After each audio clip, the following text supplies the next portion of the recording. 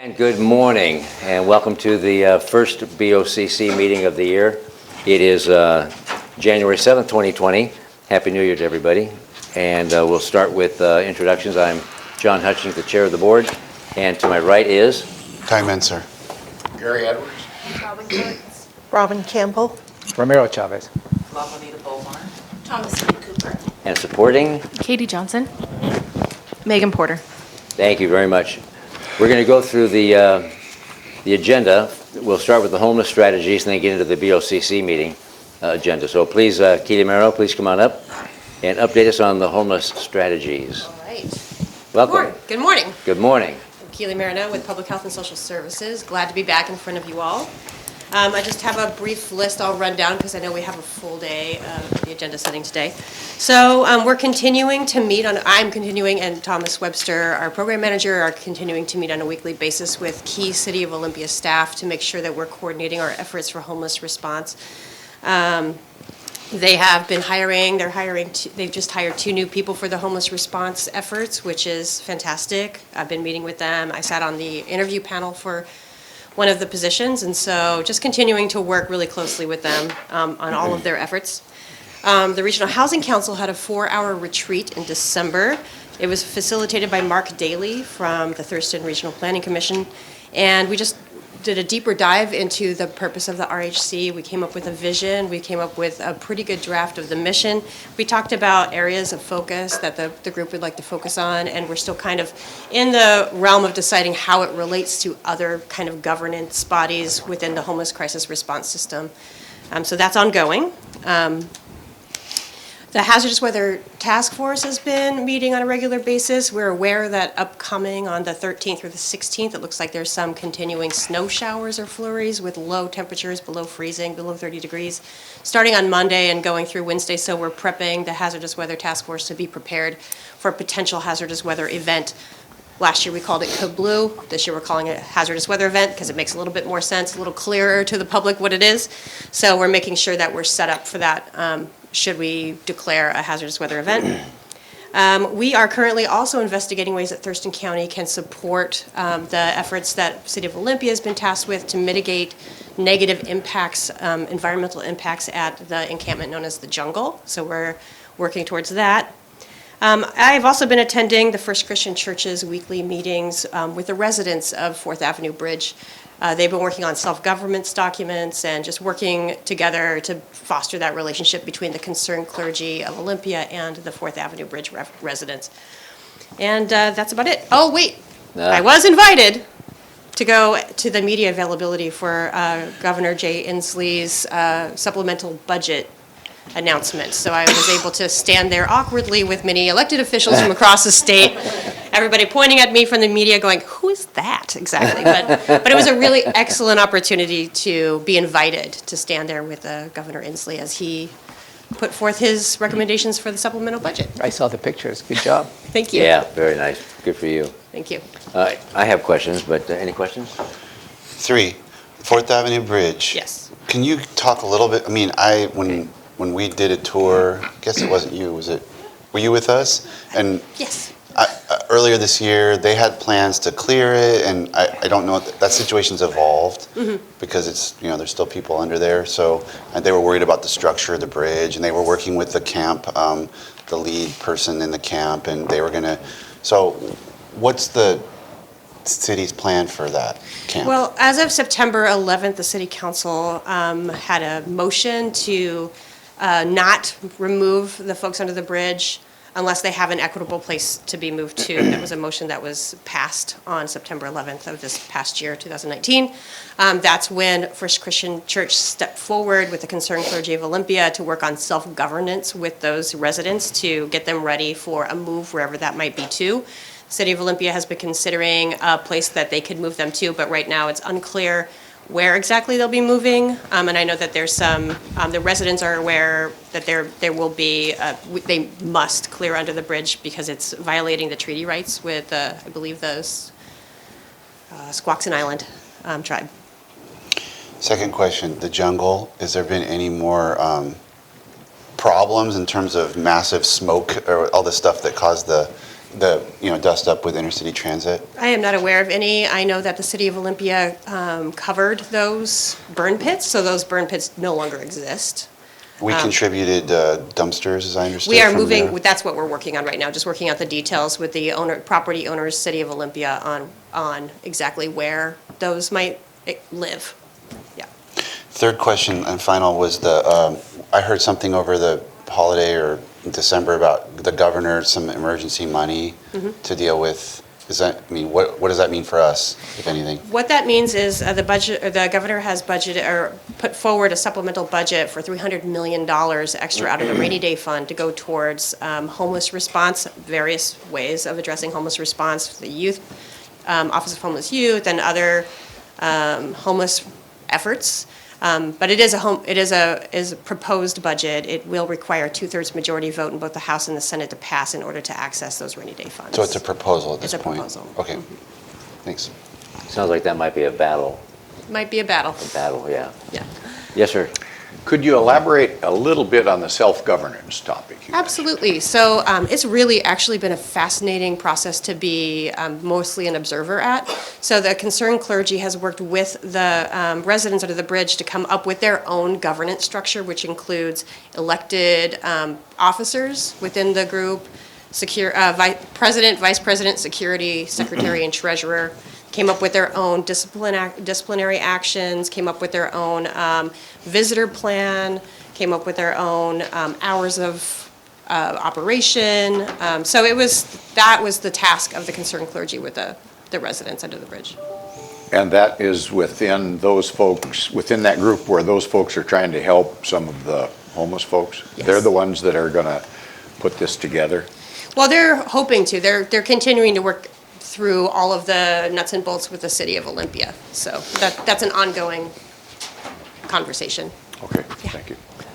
The point in time count, that's Yes. coming up in like January 22, 23rd. 23rd, 23rd. And the county is leading that charge. we are.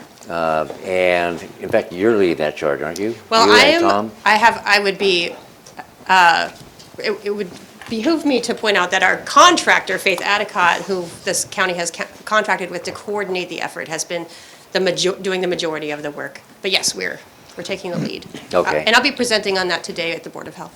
Oh, So- good. So I assume all of you will be participating on that event? No, I just want to make sure to see if I can, well, you're going to be out of the office. I'll be in Reno. But, For a but we funeral, have some not having fun. board briefings that I need to know. If you are going to participate, then we'll reschedule those. I have Salmon Recovery Council and Flood Authority Okay. So overlapping. you- That's pretty much knocks my whole So day. you won't be in the office anyway, so we'll reschedule the meetings. this is the then. first time in years that I haven't participated, and I love Yeah. doing that with community youth services. Yeah, absolutely. Did you get an answer? Is it just going to be canceled? Yeah, because. Well, I got that answer, so it looks like I don't have to, Okay. yeah. And so the final question on the point in time count, this is our first year hosting it or managing or heading it up. Do we have kind of it's very early, premature, ETA on when the results will come back? Because it seemed it was protracted last year quite a bit. Yes, I feel like Faith Adicott can answer that question better for you because Okay. she will be our data analyst and she will be doing the deduplication process. She expects a much faster turnaround than last year because she actually performed the point-in-time count in 2018 and was the data analyst for that year as well and had a really quick turnaround. Okay. Yeah. So sometime in the spring. Oh, you got to come up to the microphone. You're going to talk. And Come on up, introduce Faith. Thank you. Faith, come up and introduce yourself, please. Good morning. I'm Faith Adicott. I'm the contractor, the coordinator for the point in time count for the county. I did do the point in time in 2018, and I was able to deduplicate the data early with approval from the Department of Commerce on my methodologies. My goal is to have data out in the first 2 weeks of March. Those will be preliminary numbers. They will not be the final release from Commerce. So they will have an addendum that says these are the numbers plus or minus 3%.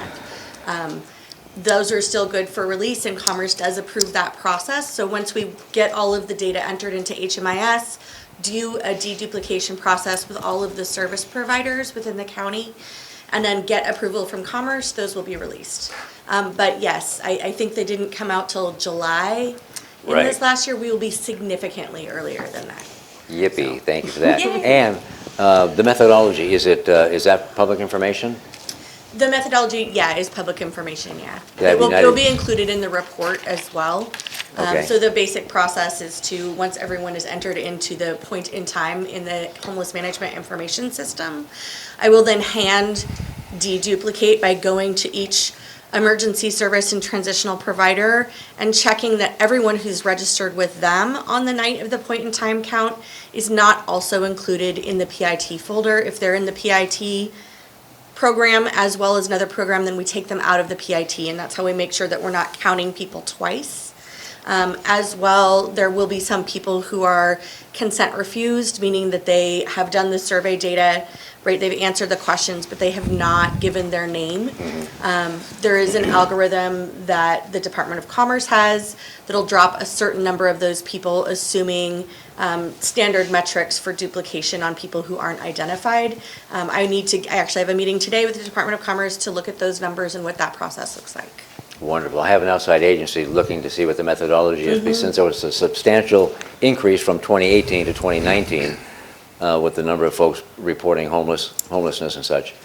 Substantial. I don't remember what the number was, but it was considerable. There's 394 for unsheltered.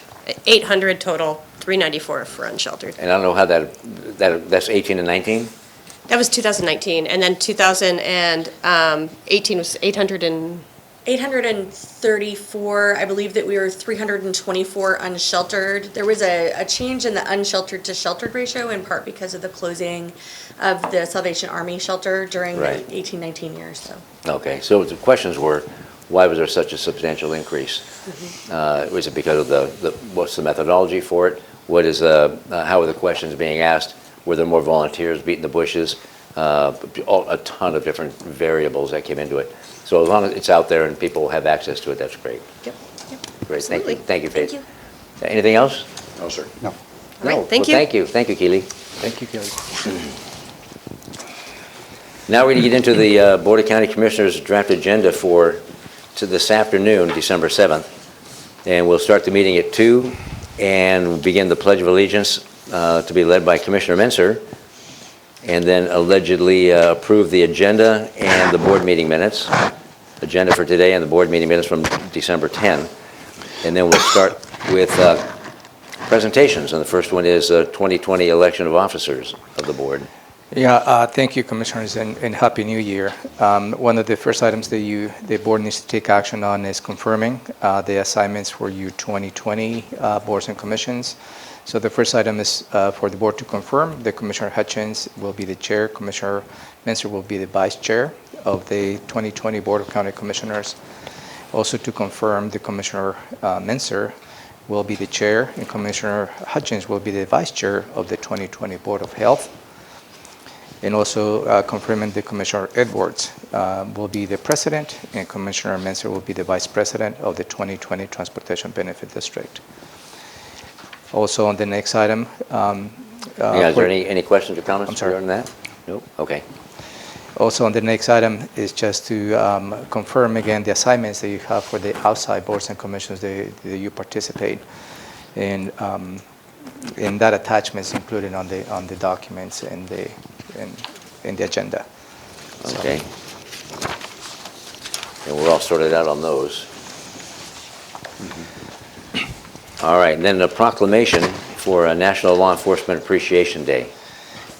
Yeah, for your consideration is to proclaim January 9, 2020 National Law Enforcement Appreciation Day, also known as LEAD, LEAD. So in attendance will be, so far what I have is Chief Robert Swain from Tenino, Acting Chief Aaron Jelsic from Olympia, Commander Chris Ward from Lacey, Sheriff Isnaza will be present, Under Sheriff Tim Braniff will be present, and Chief Brad Watkins from the Sheriff's Office also will be present. There may be other law enforcement representatives coming this afternoon, but at this point, this is what I have been confirmed. Beautiful. Anything? Anything? Good. Then we move on to the opportunity for the public to address the board. And are you aware of any topics? Yesterday, I became aware that perhaps Mr. Pettit will be testifying on, I believe, in a particular permit that he's representing property owner. That's something that you need to weigh in, whether a follow-up response is required. But again, I don't know. I just heard that perhaps he might be testifying on those terms. He's representing somebody else? Is Yeah, that I right? believe so, yeah. Okay. You aware of anything coming up? You aware of anything? No. Okay.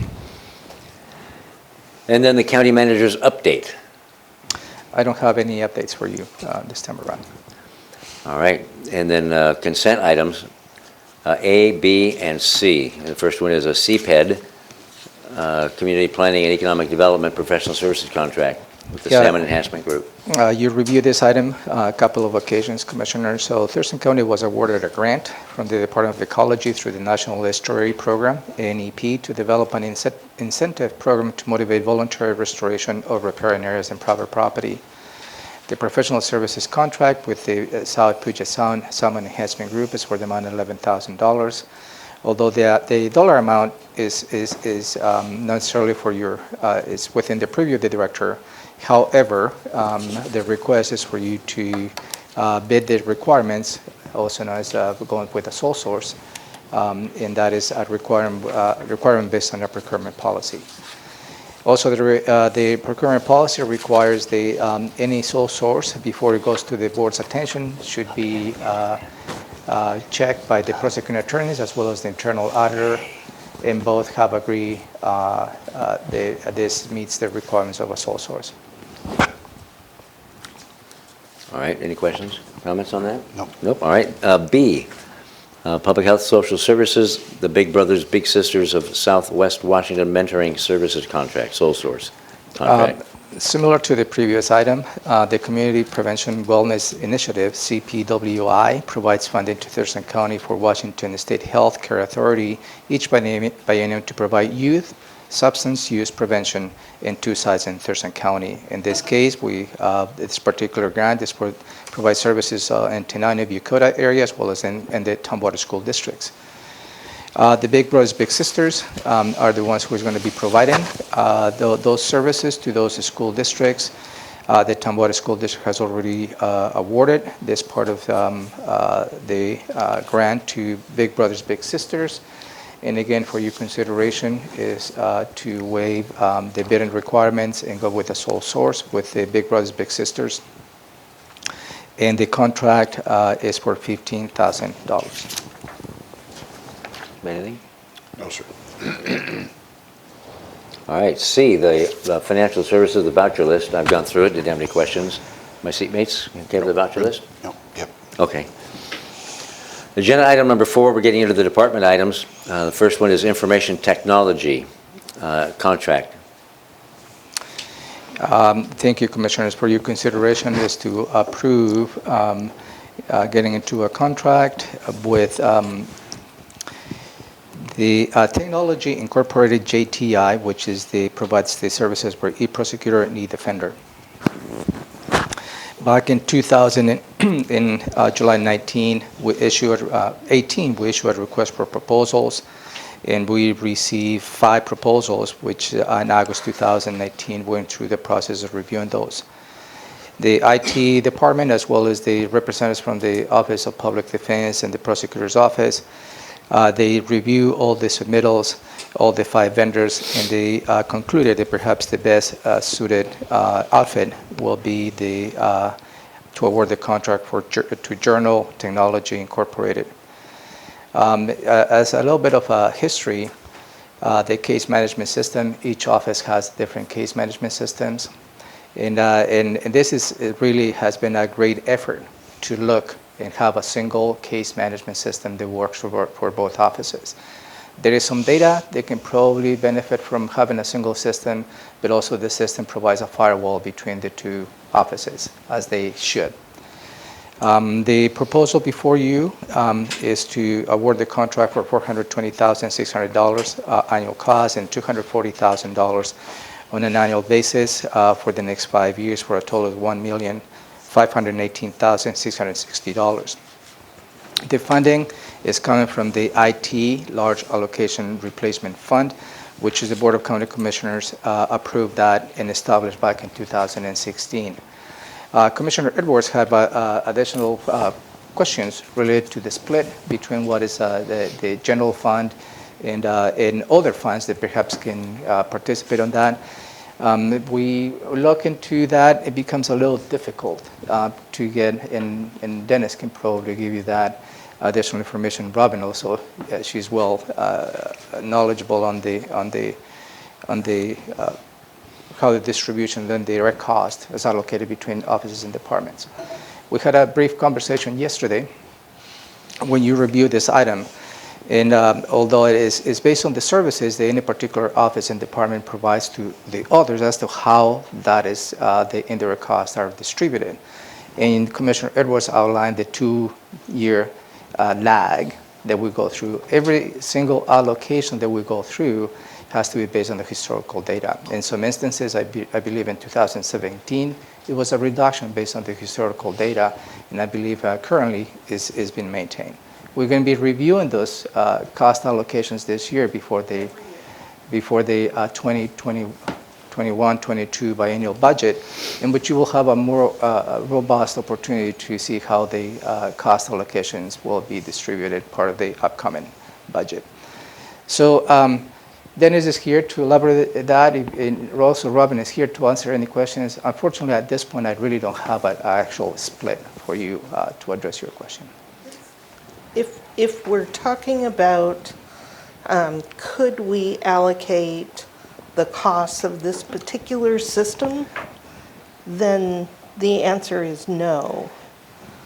Because the work of these offices is paid 100% by general fund, the prosecutor's office and the public defense. So because the underlying work, it can only be paid with general fund money, this system can only be paid for with general fund money. It may be perhaps an opportunity if the civil side of the prosecuting attorney's office uses the software to provide services to offices and departments. Will that be That would be a different story, but Yeah. it would be a minimal Yeah. amount. So, and that will be part of the next 2-year data collections to see if in fact that has occurred, correct? Right. So before I get to you, do you have anything to add to that, Dennis, or not? If you do, come on up, please. I can come up just in case there's any other questions. Dennis Osorio, IT Director. No, I don't have anything. Our main thing is, we do indirect costs to these departments. I think Romero touched right on it. It would depend on what indirect costs they go out after that to other departments from a general fund versus other, and I don't know what, it'd be minimal like Robin was saying. So I think the bulk of it would be general fund. Okay, do you have any, go ahead. My question would be, do we provide this service to the health department or the road department? I believe if the application, the software application is used by the civil side of the prosecuting attorney's office while they provide support to the public health or the public works, certainly that will show on the next cost allocation. But it may be minimum because the bulk of this application will be for Criminal cases. court dealings. Yeah. Okay. But Patrick O'Connor is here to provide additional information about this particular application, but Commissioner Mesa had a question, I believe. Oh, well, so on the finance side, just because your questions were coming from one side, and just so I understand, it would be part of, what was the name of the fund that you're calling it, the IT replacement or something? Yeah, that is- System replacement. Or system reserve, replacement. yeah. So the budget, for example, of public defense may have, they pay into that fund, and so, but it's part of their budget, and that's how it connects to the general fund? That's correct. We fund the public defender, he's got, okay, I just want to make sure I got that. Operationally, yesterday we heard from Dennis, and I just wanted to hear maybe a little bit from Patrick about, have you had a chance to play with this system or demo it or whatnot? We did. So, good morning. Can you get to the mic? Happy New Year.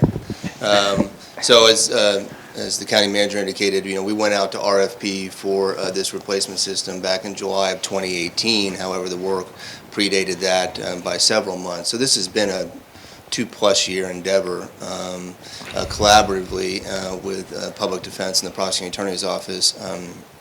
I did speak with John Thunheim yesterday. He has a conflict here this morning, but he also fully supports this endeavor. So we did go through that RFP process. We had 5 vendors, national vendors. We created teams from each department and each office of subject matter experts and users. This particular vendor did come to the county, as did at least one other, and allowed both our offices to use the system, and it scored the highest from both offices. So we did have that opportunity. This takes us into, frankly, not just where we should be at the end of this year, but where we hopefully would have been a couple of years ago in terms of technology. This is a big lift. We've realized a lot of efficiencies just in demoing the product and all the, frankly, all the savings we expect to use out of this system or see out of this system. We spend both offices spend a lot of people hours doing things the old-fashioned way, which is paper. This system puts us into a paperless environment, a cloud environment, and a modern-day environment to do the work that we do. Both our offices work in thousands and thousands of sheets of paper every week, and this is a solution to not be so dependent on how we used to do things. So this particular vendor has been vetted. This is a national vendor. Their clients include Chicago, for example. So this is one of the top leading vendors in the country, and the biggest benefit is that we're both on the same system, both the prosecuting attorney's office and the public defender's office. This system also integrates with our pretrial service department as well. So written into the RFP was a requirement that this vendor also work with our pretrial service department in their software replacement system that they acquired, I believe, last year. So major criminal justice efficiencies, major efficiencies in producing data, managing budgets, and just doing the nuts and bolts work on the ground in our courts every day. Can you give since I kind of know your business, can you give a specific example of what you can do with this system that's going to save people hours or stacks of paper? So, for example, someone that was arrested yesterday, that a police report was generated by one of our local law enforcement agencies, that would be incorporated into the prosecuting attorney's side of the system, and it's a rights and roles-based system. So when they upload the discovery or police reports, the public defender's office immediately gets it. That cuts down on days' worth of work it takes to process that paperwork, the prosecutor to prosecute, to process the paperwork, for our department to get it, to our department to review all the reports, determine whether or not we have a conflict in the case, and then assign the case to an attorney. So we're looking at great efficiencies just in something as simple as that, in addition to all the data reporting system efficiencies. Right now, I couldn't tell you how many trials we conducted in 2019. This system allows me to do that with a click of the button, and that's really important operational management information that both our offices need on a quarterly, if not a monthly basis. But it's also we're looking for efficiencies potentially with our new system for the county, for us to operationally manage our budget and work with financial services. We still have some great improvements there too. Really, it sounds like going from a Polaroid camera to one of these. That was 2020, and we're just doing that now? It really is. That's crazy. And we're also looking, our courts have, replaced their system as well. We have the Odyssey system in Superior Court that has functionality. Our district court will be looking to replace their system as well. So this is an opportunity for our offices and departments to really get in line with where the rest of the state is, and at least in locally too. That's beautiful. Yeah. Anything else? Anything else? Maybe one other thing, maybe for the county manager. As we move forward, one of the big problems that we've got with the legislature is not funding adequately our indigent defense process. So would these dollars show against public defense as far as the dollar amount when we are explaining to the legislature why we need some help? If we're talking $1.5 million there, those dollars ought to be attributed somewhere in that area so that we can show justification of why we're asking. Right. That's a good question. A couple of answers to your question, Commissioner. The Washington State Association of Counties, as part of the legislative agenda, has an item to fully compensate for public defense statewide. But as Patrick mentioned, I believe this system will allow us to gather the data to make the justifications more clear, more efficiently, and really within a click of a button, quote unquote. So certainly that is something that we need to probably keep track of that. I can work with Patrick in the upcoming year when the system is in place as to how we can start building that justification that you're looking for. Well, but even the additional cost The of cost of implementing. the system is Yes, part of the public defense budget. So when we Okay. talk to the legislature about the cost, this This is is- part of that. Good Thank you. question. Yeah, I think it's a good question, Commissioner, if I just won't comment there. What it shows is a compounding obligation on counties with our current funding model from the state, that even more is being asked of the county, not just for the nuts and bolts work that gets done every day, but it's running an organization and a department, and the county's having to invest in those organizations and departments to do the work. Thank you. Very good. Thank you, gentlemen. Thank you. This is an exciting day. I just want to let you know. I can't believe You can it. probably see it on my face.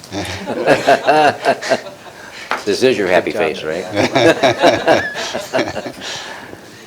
Agenda item number 5, Public Health and Social Services and interlocal agreement with the State Department of Children, Youth, and Families. Yeah, for your consideration, Commissioners, to consider approving an amendment number 1 of the interlocal agreement that we have the Washington State Department of Children, Youth, and Family. This particular amendment raised the contributions from the state to a ceiling of $812,050.41. The purpose of the Washington State Department of Children, Youth, and Families is to fund community health nurses to deliver the Nurse Family Partnership Program, NFP, to mothers eligible to serve for services in Thurston, Lewis, and Mason counties. Right now, the NFP program continues to serve 35 families in Mason County, 52 families in Thurston County, and now with this additional funding, we will be expanding to Lewis County, which will be serving 38 families. Gretchen Thaler is here if you have any questions related to this particular request. Well, first off, people might ask, it has a termination date not of June 30 or July 1 or July 31st, it's July 20 of 2020. I'm sorry, can you? Yeah, in the action item, with a termination date of July 20th, 2020. Yeah, we'll look at why that particular date. Just odd. Yeah. So Okay. if there is if there is an amendment to this agenda, I will bring that as an amendment for you to vote on this Okay. afternoon. Is that something you can answer, Gretchen, or no? Uh-huh.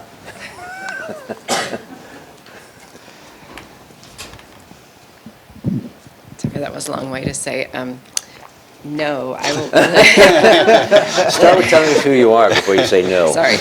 Gretchen Teller, Maternal Child Health Manager. I will, let me pull this up as soon as I get back over to the office. I don't know if I did a typo or if it was changed.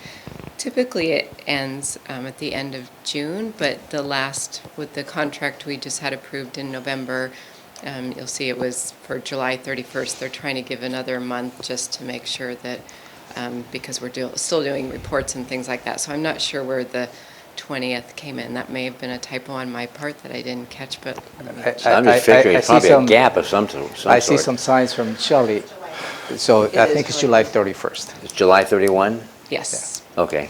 So I will suggest amendment this, and All right, I thank will you. bring this afternoon. Thank as you, part of your Shelley. consideration. Any questions or comments on this topic? No. Anything? Good catch, thank you. Gretchen, kids are still 30% of our population and 100% of our future. Yes, absolutely. And far Thank too you. many of them are homeless.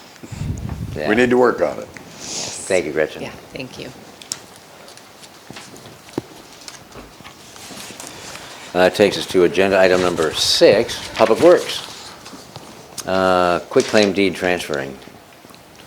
This is Yeah. a good one, this is a good one. Yeah, you would review this item as well, Commissioners, and this is a proposal for quitclaim deed, counties, portions of a county right-of-way to the state, and the location is along Highway 12 in Anderson Road. I provided you yesterday with a map which shows the area in which the county is going to be proposing to deed this portion of the right-of-way. The total square footage of this is 3,747 square feet, and the intent and the purpose is to allow the state to build a roundabout at this intersection. As a result of us deeding the right-of-way to the state because they need that portion, they will also, the state will be maintaining in perpetuity those improvements they will be building, so the county will not be in that position to maintain. Craig Sisson, the real estate manager for Public Works, is here. If you have any questions, he'll be more than happy to answer. Any questions? Okay. Any questions? And this is, a roundabout is considered by law an intersection, and people should be using their turn signals. Thank you. All right, so thank you, Craig. You escaped it. Number 7, the auditor report, or the auditor rather, interlocal agreement. For your consideration, Commissioner, this is to an interlocal agreement to accept a grant from the state related to the 2020 census. As you may know, the Thurston Regional Planning Council is leading the charge to have this Thurston Regional Complete Count Committee. I believe the Thurston Regional Planning Council has also accessed this grant that has made available across the state by OFM, I believe. And the county applied for this grant and would receive $9,900. The intent of using this grant, $7,500 will be used to produce printed materials to be used by a wide range of partners to reach diverse and often hard-to-reach populations. And $2,400 will be used to produce and place social media ads with pay boosts, and that will be the intent of the grant. The reason that is before you as a department item, I think it is important for the public to understand the importance of the upcoming 2020 census and how the county, you as a Board of County Commissioners, are invested as many individuals. They should participate to have a full count in Thurston County. And as you know, the census has a great influence in terms of legislative representation, as well as had a great influence as to how the federal allocation and federal grants are assigned to the county. So it is important for us to have a full count, as many citizens as we can. All right. Anything? No. Anything? Good. Thank you. Number 8, Central Services Contract Award for Landscaping. You also reviewed this item yesterday, Commissioners. Back in December 11, 2018, and the Board authorized Central Services to conduct a competitive bid process to renew the landscape services because the contract and the extensions expire on December 31st, 2019. In November 13, 2019, we received 3 proposals, and December 2nd, and the review committee has selected the Northwest Landscape Services to be the highest scoring proposal. Yesterday, Commissioner Edwards had a question as to who was the previous vendor who provided the services, and it's the same outfit. And the purpose of this is just going through, make sure every so often we go through a request for proposals just to make sure we give an opportunity to other outfits. So I'm glad to hear that, at least from my point of view, it was the same vendor, so we don't have any problems, and in fact, Pro is performing very well. The following properties involved in this contract will be landscape maintenance to the courthouse campus buildings 1 and 5, employee parking lots J and G, family and juvenile court, Thurston County Corrections Facility, CSA building, work release, the coroner's office, emergency services, public health, and social services, and the Tilly Road campus, which includes emergency services as well as public works. This contract is expected to go through December 31st, 2022, and has an option to extend two extensions, 1-year extensions for up to 2 years. The contract also has a maximum of $210,000 per year. That is not given that amount to the contractor. That's the ceiling they were trying to implement. The way we pay this is based on the rates that we have agreed on the different activities they're going to be providing. And also just to give you an idea as to what this contract in terms of activities will include. It includes the turf maintenance, mowing, edging, trimming, and sod, tree, shrub, hedging, and planting, bed maintenance. It includes weed and pest control. Also, it's trash and debris management due to storm cleanup. Also includes irrigation maintenance and repair, and as well includes the services of a professional arborist, and also includes snow and ice removal as needed. And Robin is here to answer any questions, and Justin, I think, is here. I have one. If I missed it, let me know, but I didn't hear you include the sheriff's office, especially their offices out in Tumwater. Is that included? No, because that is it's a lease office. It's leased, okay. But you're Lease taking is care of? leased. Okay. Any questions? Questions? On the snow removal issue, so it's up to them to do plowing at all our parking lots? We do contract with them, that's part of the contract, and what Jason is currently doing every day, when the weather is at a certain, low, and precipitation is in a certain way that we think that's gonna be icy, Jason checks in with the vendor and they come and put down sand. If it snows, they do the plowing, but we coordinate closely with them, but they do the work. So they'll come out at O Dark 30 and do that then, too. Wow, nice. Yeah, and I guess you've answered my prior questions, so I can, I hate to use the word assume, so I'm Please just don't. gonna ask, Crazy. have they had proper past performance, I guess? Yes, we've been very happy with this contractor.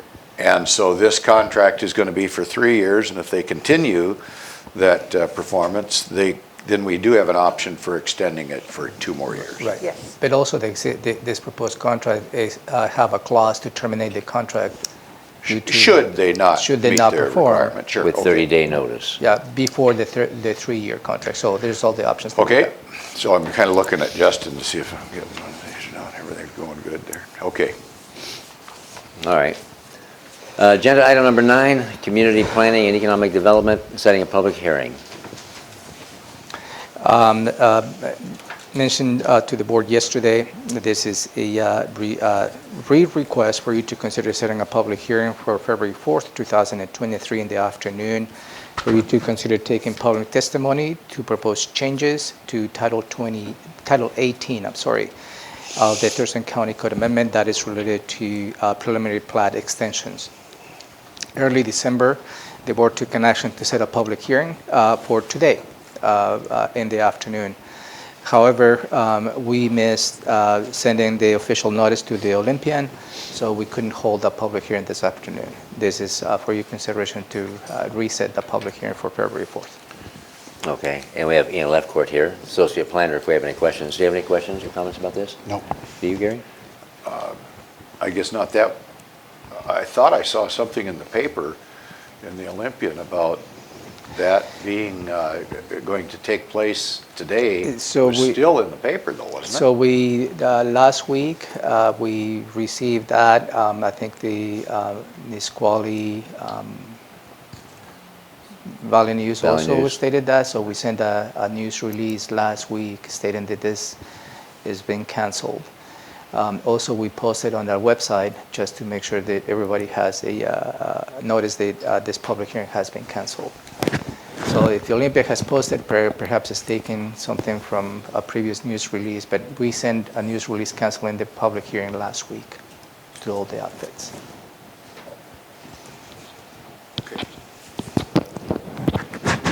When was it set for? 3:30 or? For 3 in the afternoon. 3 o'clock the- this today. afternoon. Today. So we'll Yes, probably be indeed. here. We'll to let probably be people here, know. and I will be, Will there be a notice posted on the entrance? we can the post campus? that. Yes, we can post that. I'm Thank you. quite sure I saw that in the paper for today. Well, we have Sarah if- Gensler here from the Olympian, if she so has if- any answers. Didn't think so. It wouldn't surprise me because they probably took the news release that we sent out in December, announced at this common public hearing, and they just probably added as part of their normal paperwork. So, All right. Okay. But it is canceled and being reset? Yep. Okay. Thank you. Then the county manager's report.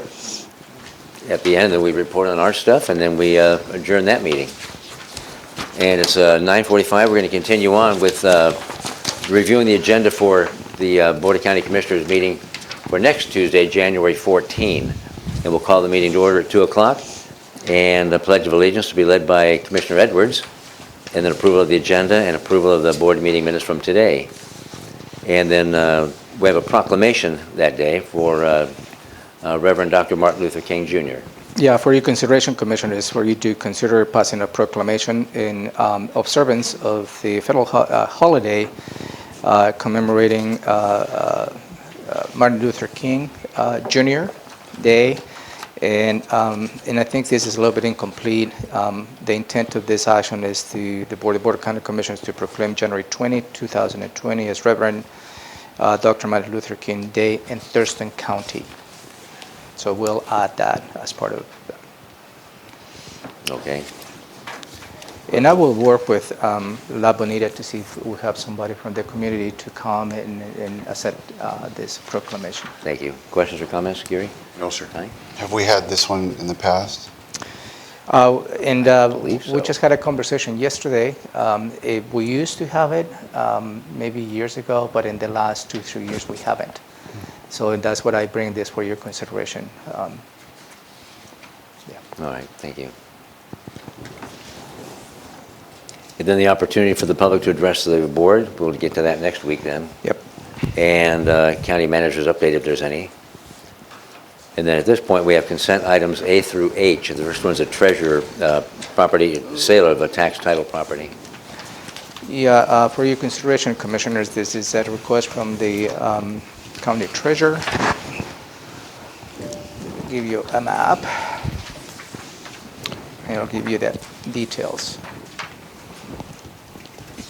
Thank you.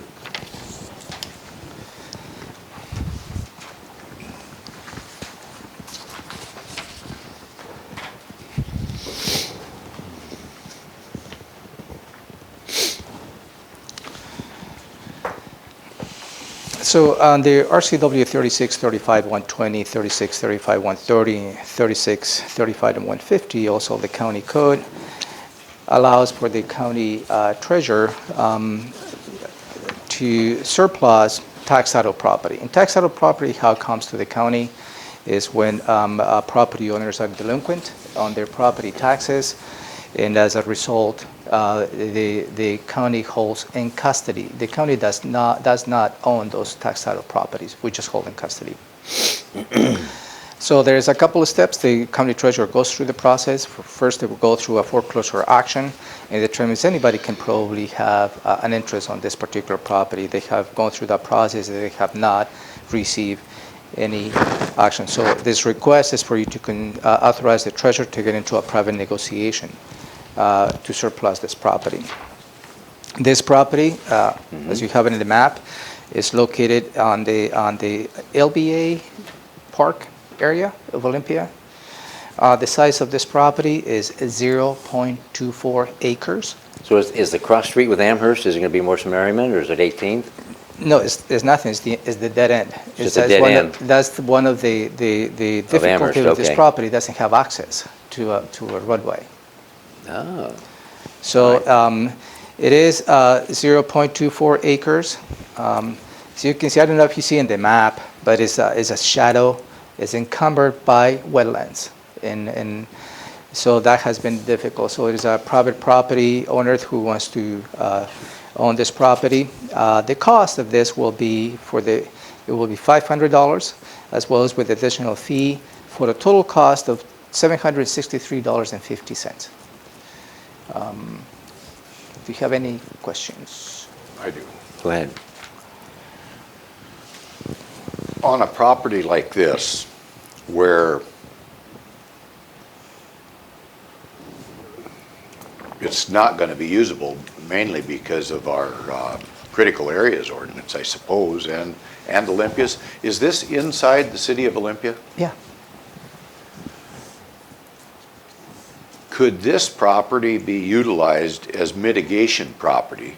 And you talk about wetlands, so we've got that spotted frog issue that we're dealing with. Is there any chance that that could be utilized either possibly by the city of Olympia or by Thurston County as mitigation property? It could be utilized by the city of Olympia from a Thurston County perspective, because we're so far away from this property, any particular projects that we have and the impact. You know, the wetlands are determined by the different basins, you know, and we couldn't impact, let's say, a project, wetlands on South County, and have a mitigation on a different basin. So I think the city of Olympia could have an option in here, but they have not been interested on this particular property. The actual size of that property in feet is looks like a square. Do you have any idea what that is? I mean, is it In terms of dimensions? Yeah, is I it only- 50 by 50? I only or- have the acreage, but I can certainly have the dimensions for you for next week. I guess my concern is, under our health codes, oftentimes when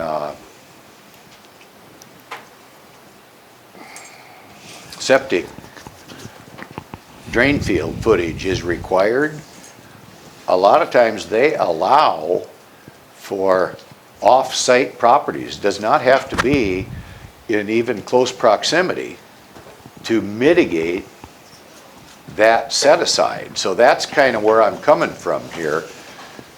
There's that potential of value and the value of mitigation that could take place. So I don't know anything about what's going on here or who's purchasing, and I commend the treasurer for trying to dispose of property. But if there is other potential benefit that could be better than, say, what we're potentially going to receive, I would like to hold off and take a look at those type of possibilities.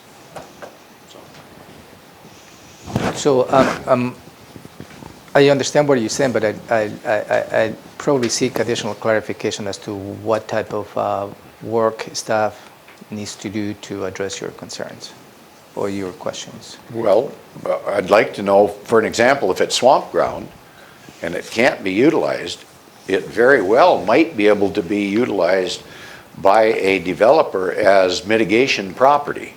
I shouldn't say as a developer, but as anyone wanting to, say, build in close proximity, violation, and that would become a violation of our setbacks.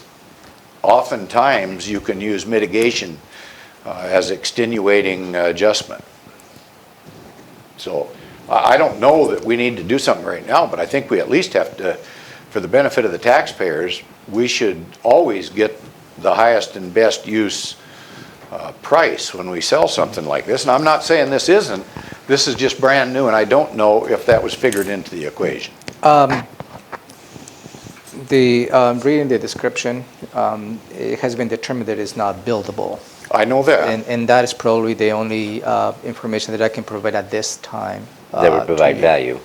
They provide value. But also, please remember, this is a proposed selling price the treasurer is bringing to your attention. Mm-hmm. You, as a county commissioner, can set a totally different price, and that will be the direction the treasurer will have to negotiate on that. Whether he's successful or not is a different story, but you have the ability to set any price for any particular parcel that be surplus. I'm just saying, I'm not prepared to do that right now because everything could be in order 100%. But on the other hand, it could be a piece of mitigation property that could be utilized to offset some of our regulatory restrictions that we have in place, either passed down through the state, feds, whatever, or our own.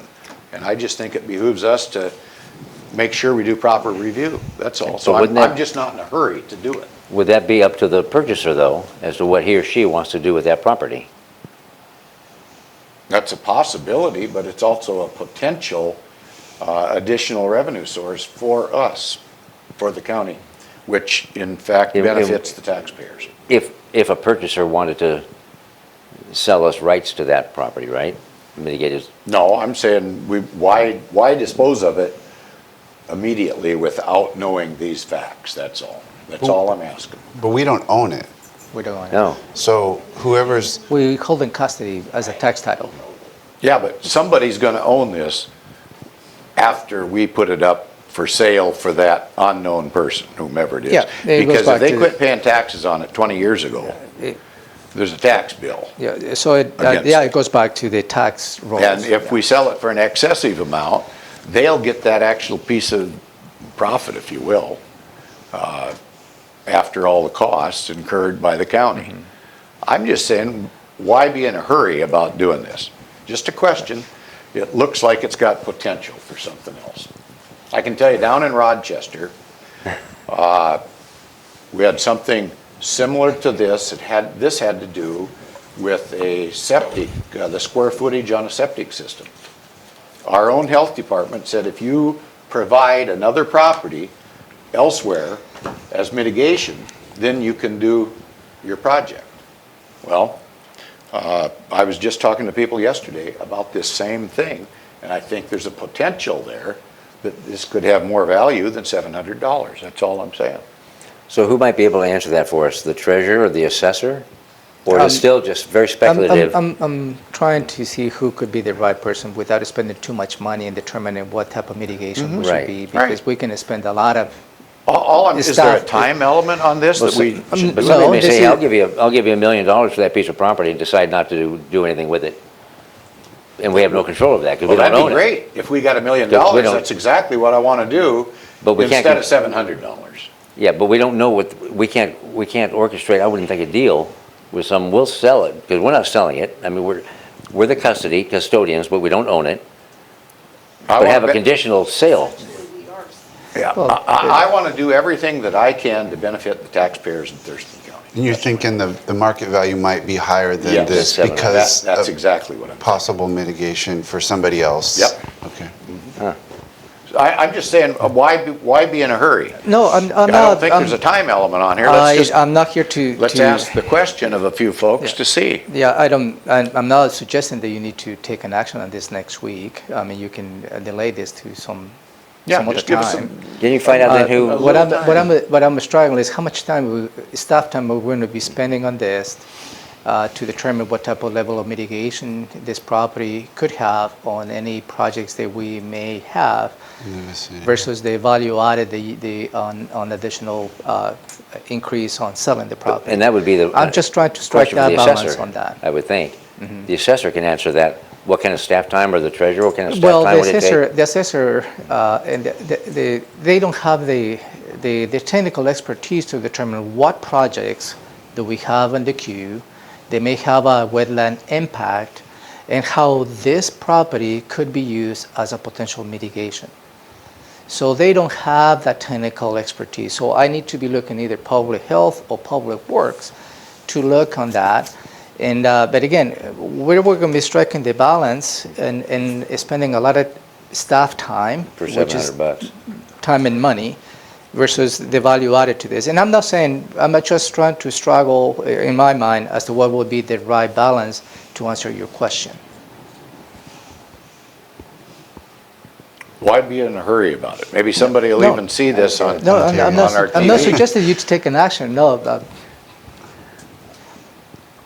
And we have other ones coming up, don't we? More tax title. One more. One more tax title. This one just seems unique, that's all. And it's, well, I'm in favor of just leaving it on and letting it go, rather than spending more time Yeah. with staff or whomever trying to research that answer, knowing that whomever wants this property, I'm not interested in engaging them in, well, use it for this because it might cost you more, or we could use it, but we're going to charge you more. Does that make sense? I understand where you're coming from, but we've already spent 10 minutes on this, I'm not sure it's worth it. But I'll do what the board would like to do. I'm just following direction by the board. What do you want me to do? I don't know. No rush or spend more time?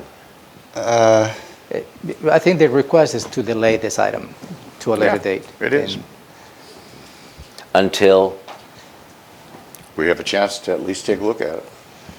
and who looks at it? I have to see who can probably look at it to answer that Yet question. to be determined. I'll it vote to sounds. delay and Yeah, let's wait, yeah. Okay, But let's, so- yeah, let's put it off. So we'll take this item out of next, and I will try to follow up on those questions. All right. Because either we'll be back here again with the same discussion, or we'll have a different answer, Hopefully we'll have a different answer. hopefully. So that was A. Here's B. Oh, tax title property, here we go. tax titles are always fun. And I was preparing for that fun. Thank you.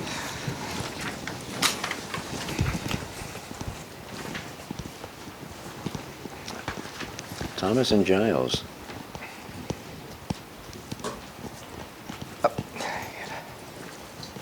Did I give you?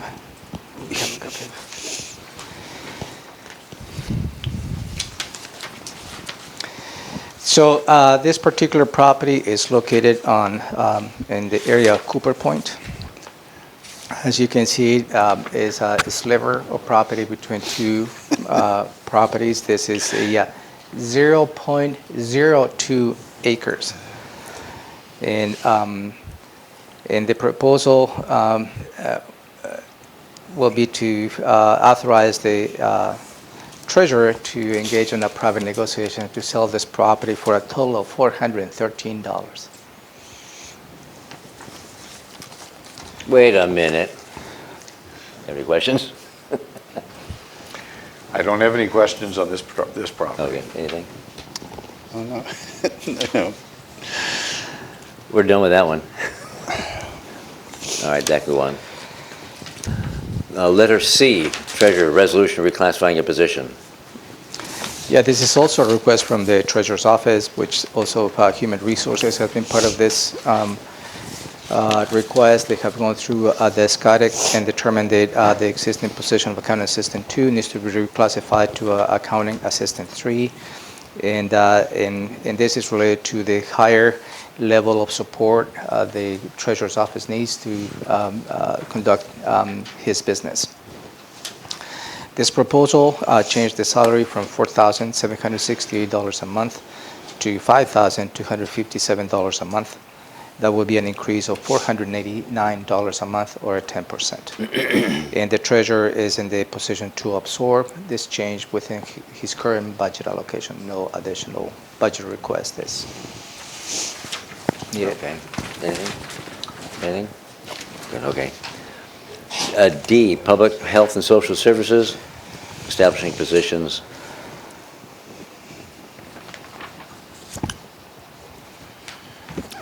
Community health Yeah. nurse, yes. I have 3, so I need to get my paperwork. Okay. So there's 2 positions. This action, first of all, needs to be changed. And but this is for the board to consider creating 2 new positions, 2 new nurse-family partnership. And this is related to provide the services of the contract that you will be considering this afternoon to provide additional services to Lewis County. The revision on this particular action, there will be an end date to those positions because those are grant-funded positions. And the end date will be, I believe, is December 31st, 2020. So that is the only revision that you will see on the on this particular action for next week. And again, this is parallel to the item that you have before you this afternoon that increases the funding from the state on the NFP program that adds services to Lewis County. And those 2 positions will be the ones who are going to be providing those services to them. Okay. So what is the end date of the grant? The end date of the grant, I believe is the end of the year, Or is that the July? the July. Yeah.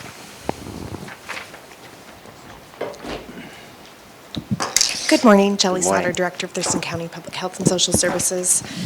The grant you just previously discussed by the Department of Children, Youth, and Families, we determine ends July 31st, 2020, not July 20th. And this associated action to hire staff to support that grant for Lewis County nurses. We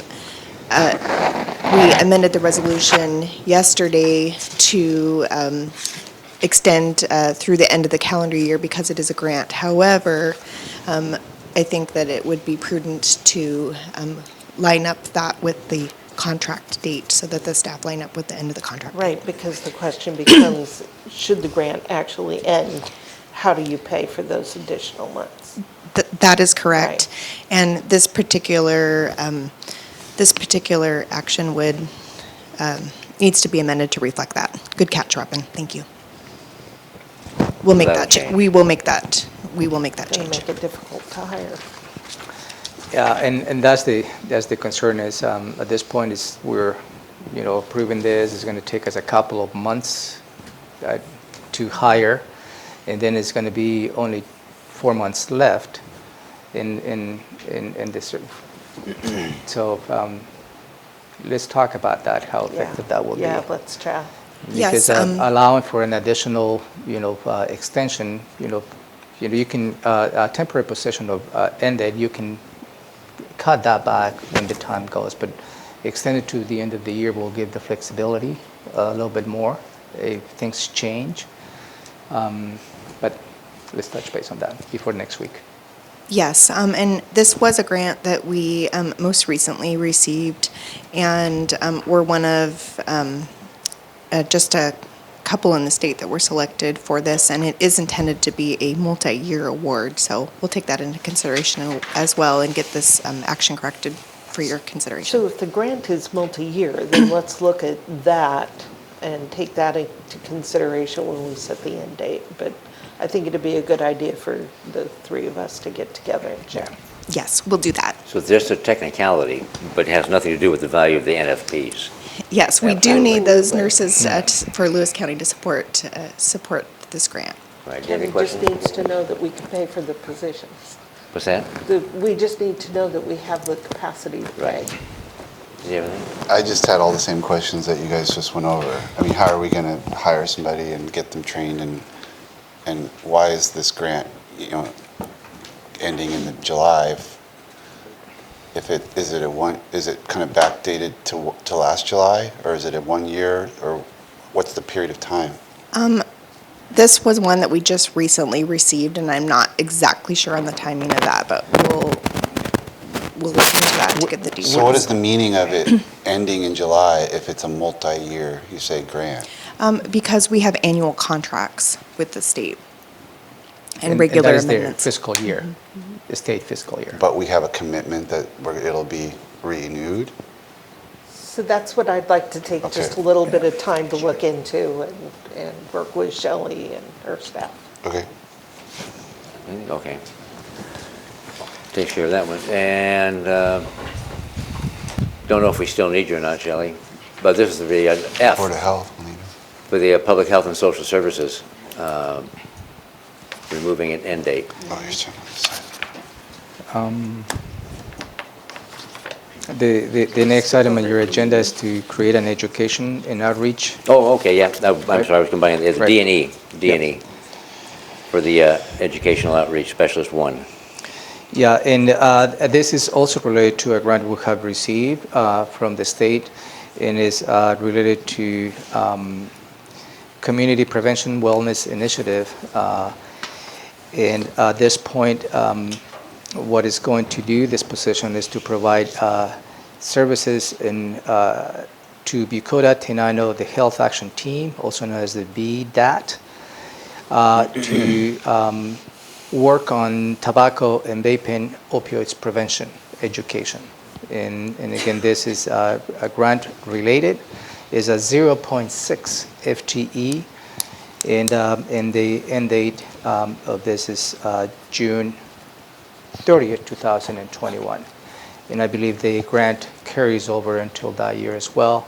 So, and this is grant related, and Shelley's here to answer any questions as well. Any questions? No. Nope, no questions on that one. And now F, removal date for position. So this is going to take me a little time. And I'm going to use my, let me take you back. When the board took an action in approving the major budget amendment for 2020, included expenditures to remove the end date to this position in public health social services. So the budget authorization is in place. However, when we process the position control, this position was not included in that position control. The majority of the board authorized. So this is just make that whole.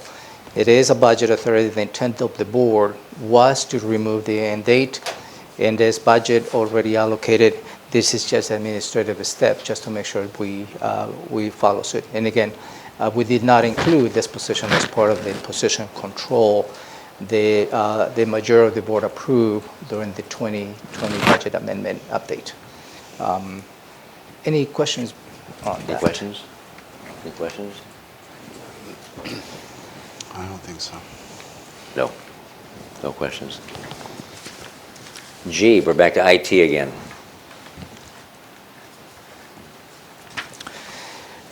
This is also an administrative request. This goes back when we split central services between two departments, where IT department became its own department. And through the process, we need to start splitting some of the different funding that goes along with the reorganization. So I believe this is, hopefully is the last one, where we change Fund 5240, the Information Technology Reserve, to be under the custody of the new department, where it actually belongs. And again, this is just an administrative fix to the reorganization.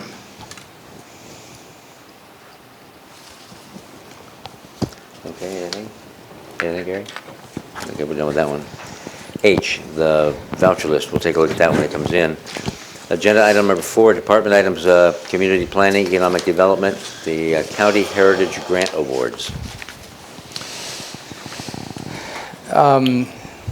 Back in 2018, the board authorized, in 2020, for 2020, a $75,000 grant, where staff went through the first round, and as a result of going through the first round, there was not that many applicants. So as a result of that, it was money left over on that $75,000.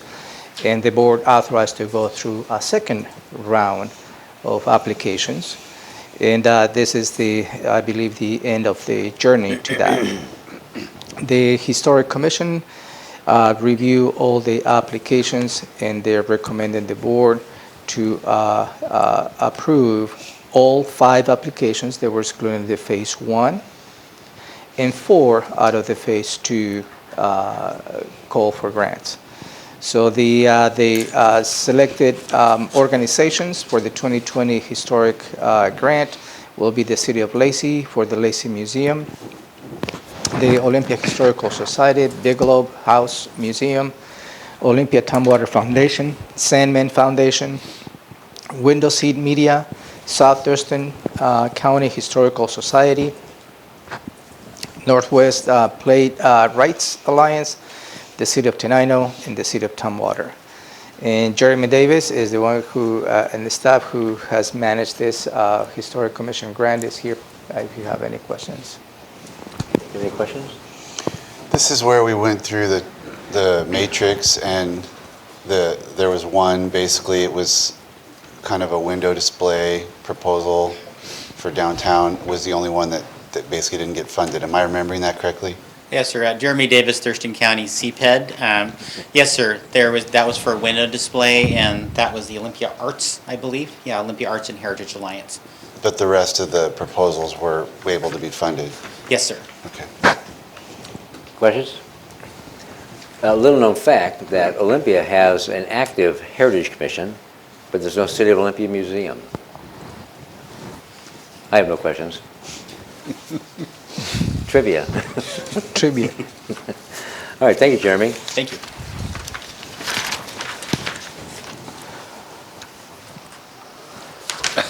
He's going to say, because he's on the next item as well. B, contract amendment, TRPC. Yeah, for your consideration, Commissioners, is to amend the contract that we have with the Thurston Regional Planning Council.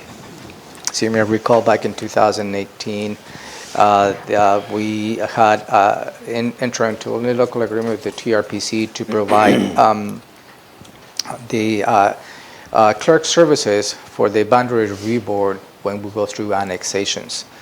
So the request for you that in 2020, the amount be for $20,000 and authorize the director to sign that amendment.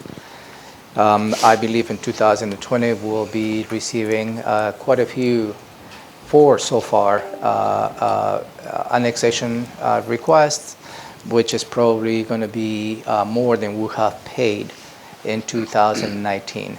So this amendment is just to make sure that we have enough budget capacity, which we do. That's included in the budget. This is just to make sure that we have the authority to pay TRPC for their clerk and service as the boundary review board. But some annexations, at least from what I understand, will require a lot of review this year. You're anticipating 4 for 2020? At least for right now, I'm seeing. From Lacey? No, from Lacey. There's 2 from Lacey, and I think it's 1 Tumwater. One Olympia, One I thought. Olympia. I'd have to go back and check, sir. Okay. Yeah, No, there's that's at okay. least 2 from Lacey that Just I curious. know. I know Tumwater has, and Tumwater has been strategic in eliminating the islands. Yeah. And for the record, we are not against annexation. Commissioner? But we are against cherry picking. Cherry picking in islands, yes. Checkerboard annexation Yeah. or islands. Okay. Do you have anything? No, sir. Okay. Thank you, sir. Thank you, Jeremy. Item number 5, Sheriff's Office, request for proposal.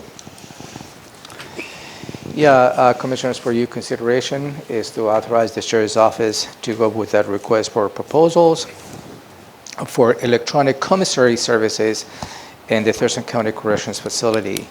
Right now, the processing of the commissary are done manually with the inmates, and this particular request is to have a vendor to provide an electronic services. I think that is going to be a more effective way to conduct the business of the commissary. And again, this is just to authorize the Sheriff's Office to go with that request for proposals.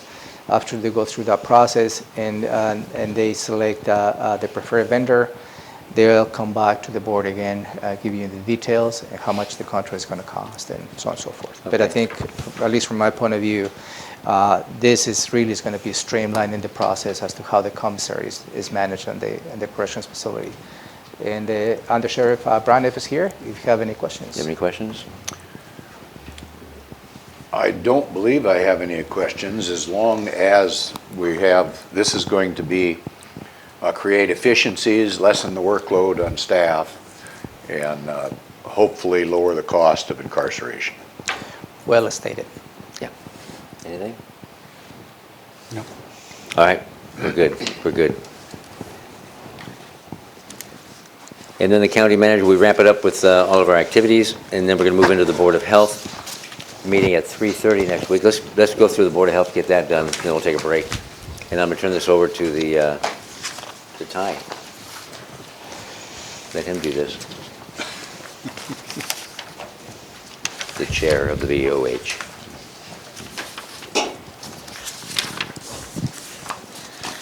Good morning again.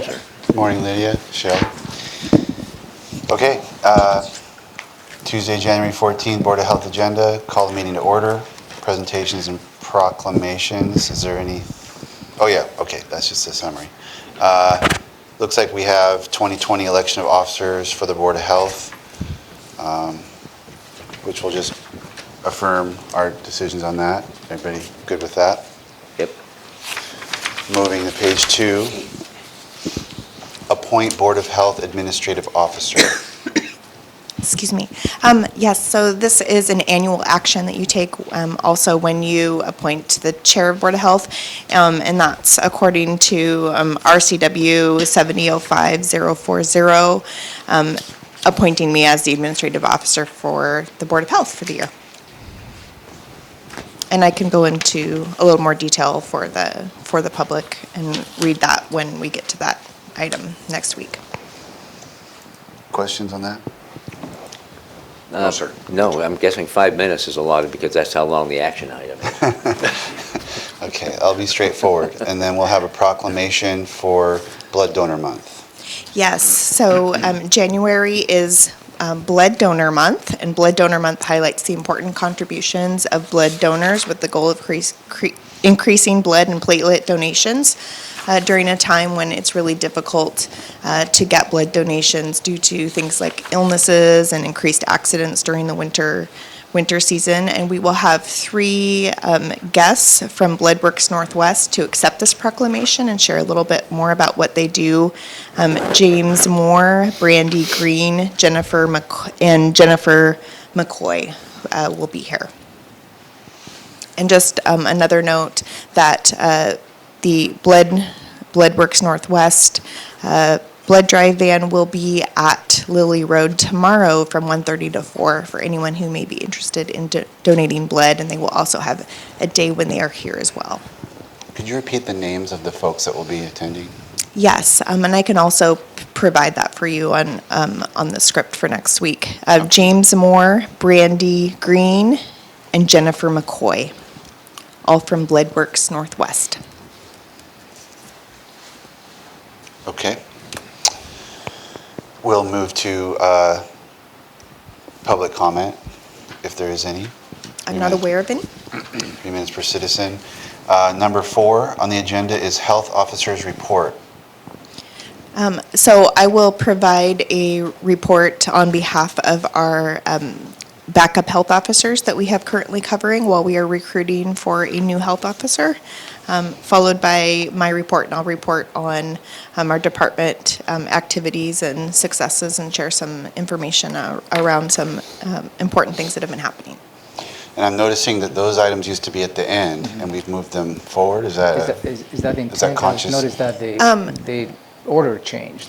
Yes, the order was changed actually in consultation with our past chair, Commissioner Hutchings, so that we would have some more time to dedicate to the health officer and director's reports, who are often at the end and cut short. We're trying to kind of abbreviate our agenda and also make it consistent with the normal BoCC agenda. Okay.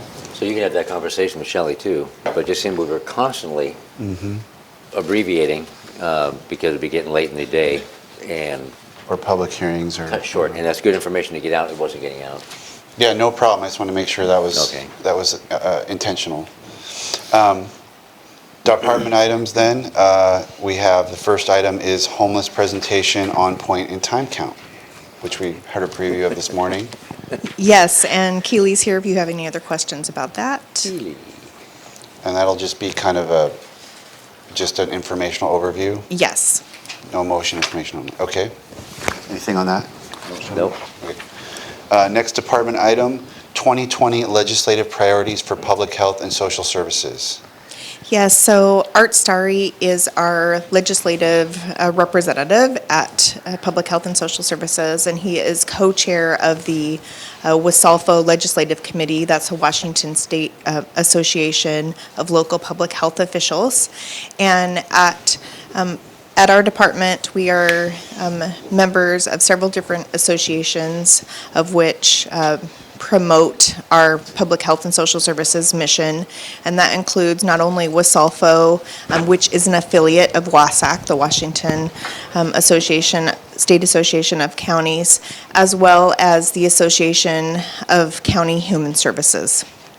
So Art will be covering the agendas from the legislative agendas and priorities from those associations that support our public health efforts. And I'm happy to go into more detail, or Art is here if you have any questions about the specific information or items that are included in your packet. Included in our packet, so we have these agenda items? Or Yes, legislative agenda items? Yes, they, if you do not have them, you I should. see Thurston Yes, region. yes, there you go, you have it there. So we can go over what those are, or are, if you would like to know now. Those are different. These are different. Yeah, those are different, so. Oh, I apologize, do you have this in the packet? You do not have this as I an don't think attachment? so. Okay, okay. Art, do you want to? What? Is it this one? To the AIS. Okay. They're not Not printed. printed. I apologize. We will make sure you have those when we go over this in more detail next week. In the meantime, I'm happy to have Art come up and go over these with you if you would like to hear more detail now. On the description of the item, it may be misleading, because it's the 2020 legislative priorities for public health and social services, but it's more the organizations.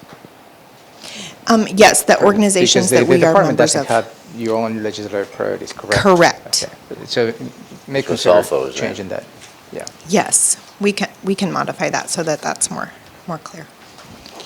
I don't know anything. I do have a couple of questions. Okay. let's bring What is our- this one that's 2020 legislative session? Later on your agenda.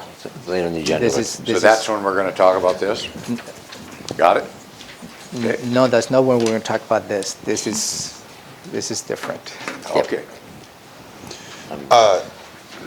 I'm good as long as we have them before the meeting so I can look at them and have better better chance to frame questions for Art at that time. If you guys have questions today. That's fine with me. You're good with that? Okay. So I guess Okay. we're good for today. Okay, we'll make sure that you get a hard copy of those today and have a chance to look at them. And then when we review the Board of Health agenda at agenda setting next week, we'll go into more detail and answer any questions that you may have before we do the presentation at Board of Health. That works for me. Okay. That moves us to Department Item 8. Item 8, solid waste compliance successes. Yes, Patrick Soderberg and Mark Koster, our hazardous waste specialists, will be providing a presentation on some of their successes working with residents to mitigate solid waste concerns and violations in our community, and share some of the great work that they're doing and information for the public on what we do in terms of our solid waste, our solid and hazardous waste cleanup efforts. Questions or comments? I do have one question. Would this possibly be presented to the SWAC board as well? I do not know about that. But that's a good idea. That's a good idea. Good morning, I'm Art Starry, the Environmental Health Division Director, and it's not on the agenda for SWAC at this point, but it certainly can be. In the past, we've gone and reviewed kind of highlights from programs and also talked about our upcoming work plan, and so that would be a good opportunity to share that information with the Solid Waste Advisory Committee. I don't have my calendar in front of me. Is that tomorrow? It's not on the agenda Thursday. for tomorrow, I think. Tomorrow's Thursday? And is the agenda already printed? So It's you- already printed and published. I saw that was sent out early. I think it was the end of last week. So- We're not on there for tomorrow. I mean, But for the Thursday. next meeting, maybe we could put that on there. I'll ask Patrick to work with the solid waste folks and get it on the agenda. Kind of keep them in the loop. Yeah, no, there's some Okay. nice pictures. You'll love them. There were quite a few successes this year. I know that you often get involved in talking about these complaints and citizen issues, and I think, well, we're not always successful, and sometimes it takes a lot of time. There's some good stories, I think, that they have to share with you. Thank you. Anything else? Nope. Okay, well, that takes care of the substantive items. The next item is Board of Health members reporting on health-related activities and adjournment. Anything else? That's it. Thank you, Shelley. Thank you very much. All right, it's 10:30. Let's take a 10-minute break, please. 10-minute break, and we'll come back at 10:40. 10:40. Thank you. That was easy enough.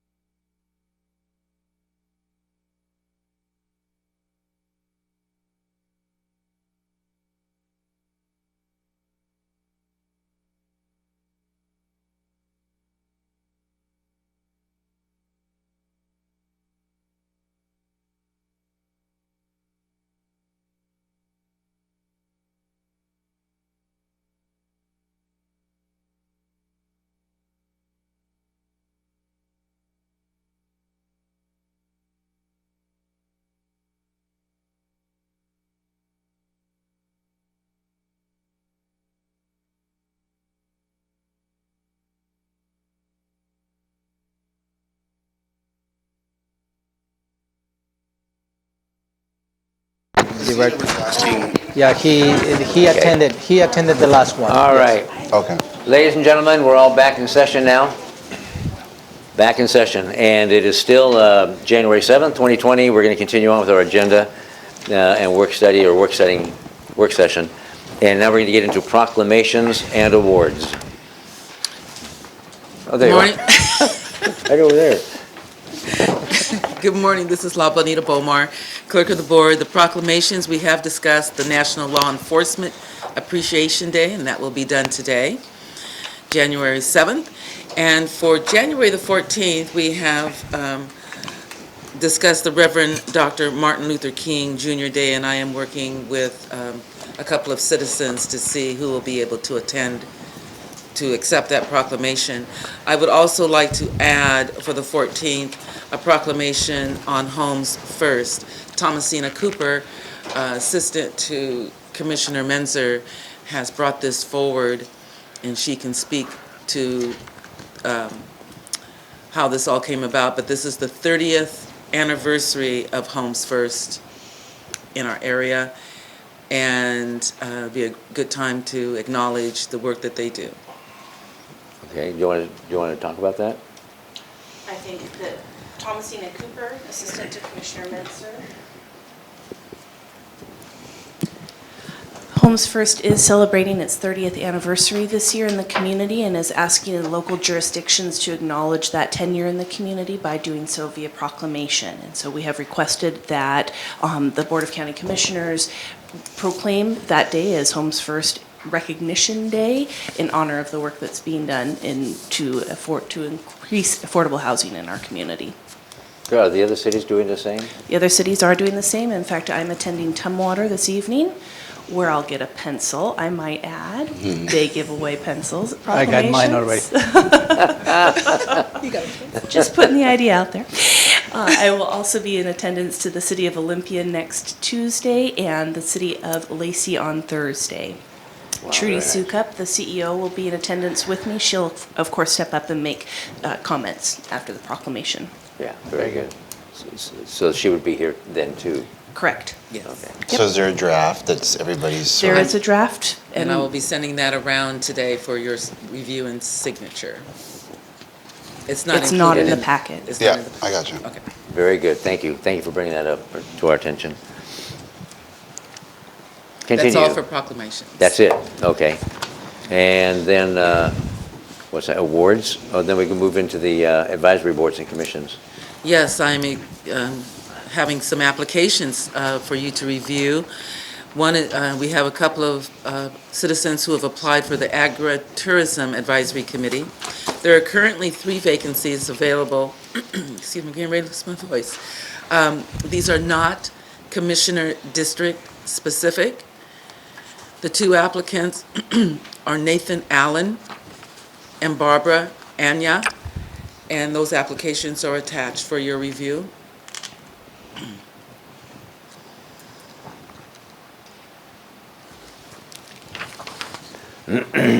These applications also have been forwarded to the staff of this particular board, Michael Cordier. Is this the first time you've seen these, Stu? Yes. Yeah. Yep. Okay, so we'll wait on this one, of course. We'll Looks take a look good. at these things. But if my seatmates have any questions about the Ag Advisory Committee, go ahead. The agritourism you're talking about? Yes, Okay. agritourism.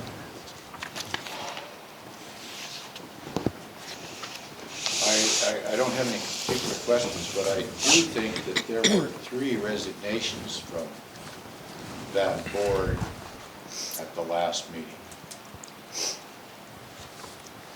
So I anticipate you're going to need some folks to fill in. And they were all for different reasons.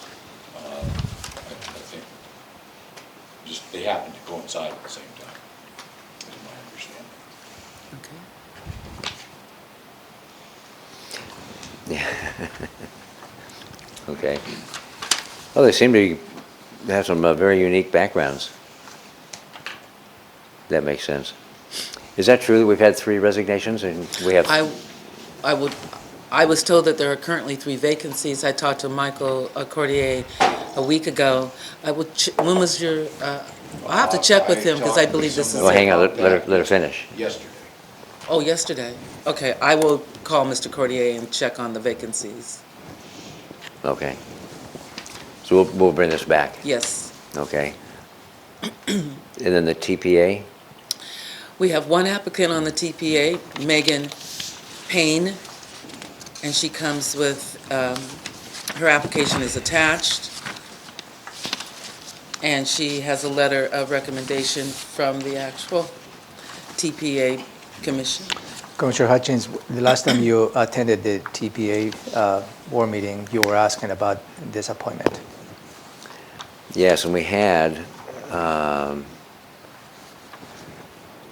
barely even had a quorum because it was right before the holiday. And I'm trying to find her application in here. I don't see it. It's right here, the TPA. That one. There it is. With the big letters that say Megan Payne. Thank you.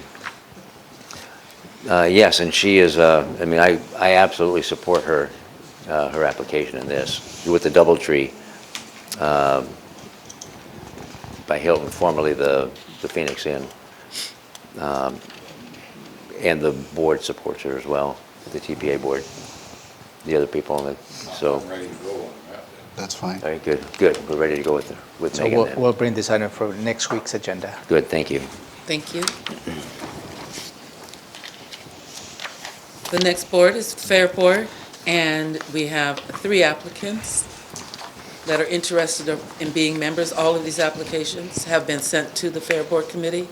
I have not heard back from staff as of yet.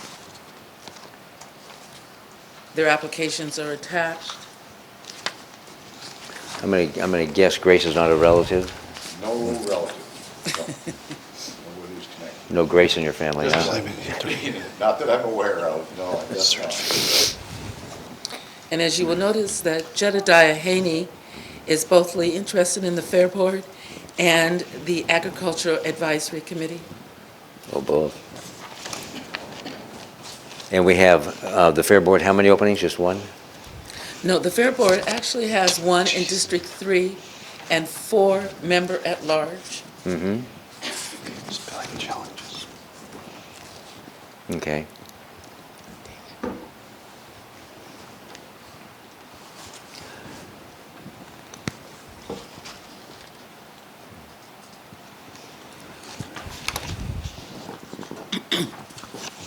So Grace Edwards, I'm looking at that one, and I see that she expressed interest in a whole range of boards. Is there a reason why we've listed her only under Fair? There's no particular reason why I listed her just under the Fair Board. Is that she has several, and I wanted to just put her in one of these positions, and then as you go through, you can determine which would best fit. I didn't want to list them all out for work. So obviously we filled TRL, but the Historic Commission I know was desperate for additional members. And that's not listed here, and she's looks like a younger person, which they were also really excited to try to find younger members. Again, I wasn't trying to pick and choose for this Okay. particular citizen. I want to make that clear for the record. And the Historic Commission,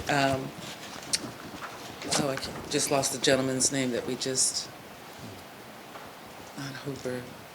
I'll have to look that up in my records. But it's not listed, the vacancies on this document for the Historic Commission. It's on the back page. Oh, it was, I think the printing is not. Oh, it didn't print? Yeah. Mm-hmm. Oh, I'm sorry. I will get you an updated list. I see that it didn't print on both sides of the page.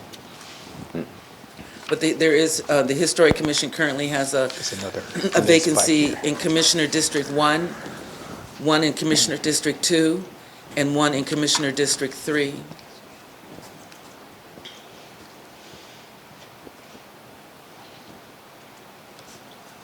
So I will make the copies of the vacancies and make sure to hand that out to you later today. Okay, yeah, I just wanted to make sure everybody was aware of that. 'Cause Yes. both of those boards really needed folks, the Fair Yeah. Board and the Historic Commission, and I'd hate to miss a chance to put, especially a younger person on the Historic Commission. That'd be great. So for the Fair Board, of the three, we need to get, this has been pending for several months now, Yes. and we got fair coming up as they're planning. Are you ready to make any decisions on the Fair Board yet? Okay, those, All three?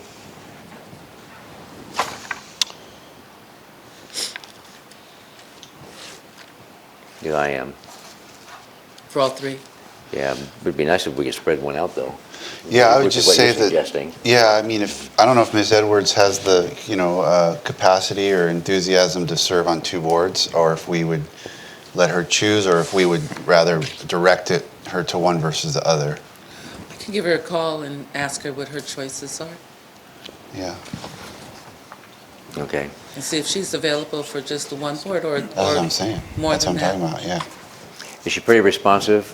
I have not called her, Okay. but I have a number, and so I will give her a phone call and let you know today, hopefully.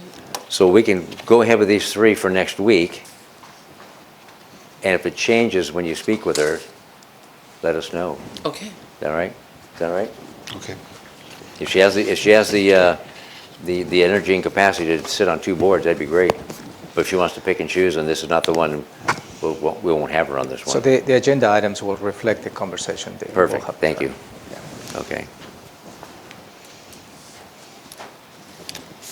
Agriculture Advisory.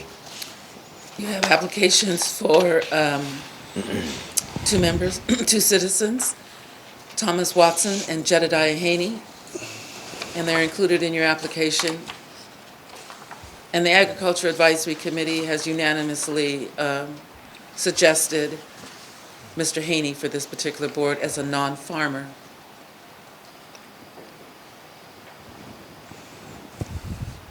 Do they have any reasons behind that?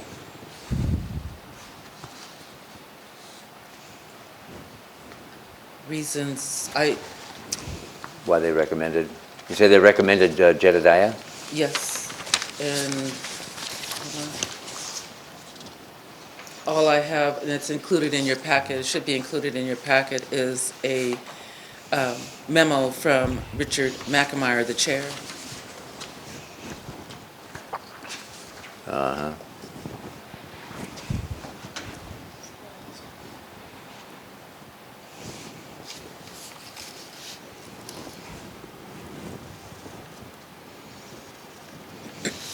Yeah, that's helpful. Okay. So again, this is the same situation, same person, two boards. I don't know if they want to be on both, or they just wanted to make sure they got on one. And then we have the recommendation from Mr. Mankmeyer. So we should probably discuss whether we'd rather have him on agriculture or fair, if he only wants to be on one. I will call him also today and give you an answer to that. Do you have any input? I'm good with that. Good, okay. So just let him choose, okay. Yeah. It's nice to be able to cherry pick Yep. people in. Have we seen Mr. Watson's application before? I don't No. recall having seen that. I'll probably need a little time on that one. Okay.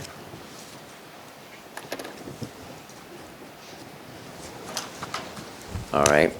Solid waste. Yes, Mr. Gutman would like to be reappointed. He's been a member since 2007.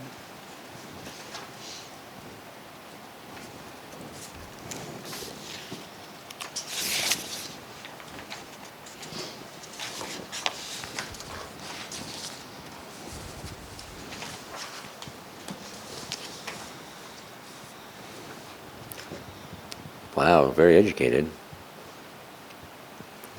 It's a lot of reappointment, it's a lot of fine. experience. I'm okay. I think he brings institutional knowledge. Yeah, I'm okay with You it. serve with them then? Well, he's on board now. Yeah, okay. Any objection? Okay. I'm good with it. I'll bring him back for the 14th. Those are all the applications I currently have for consideration. Thank you, Law. Thank you. PIO check-in.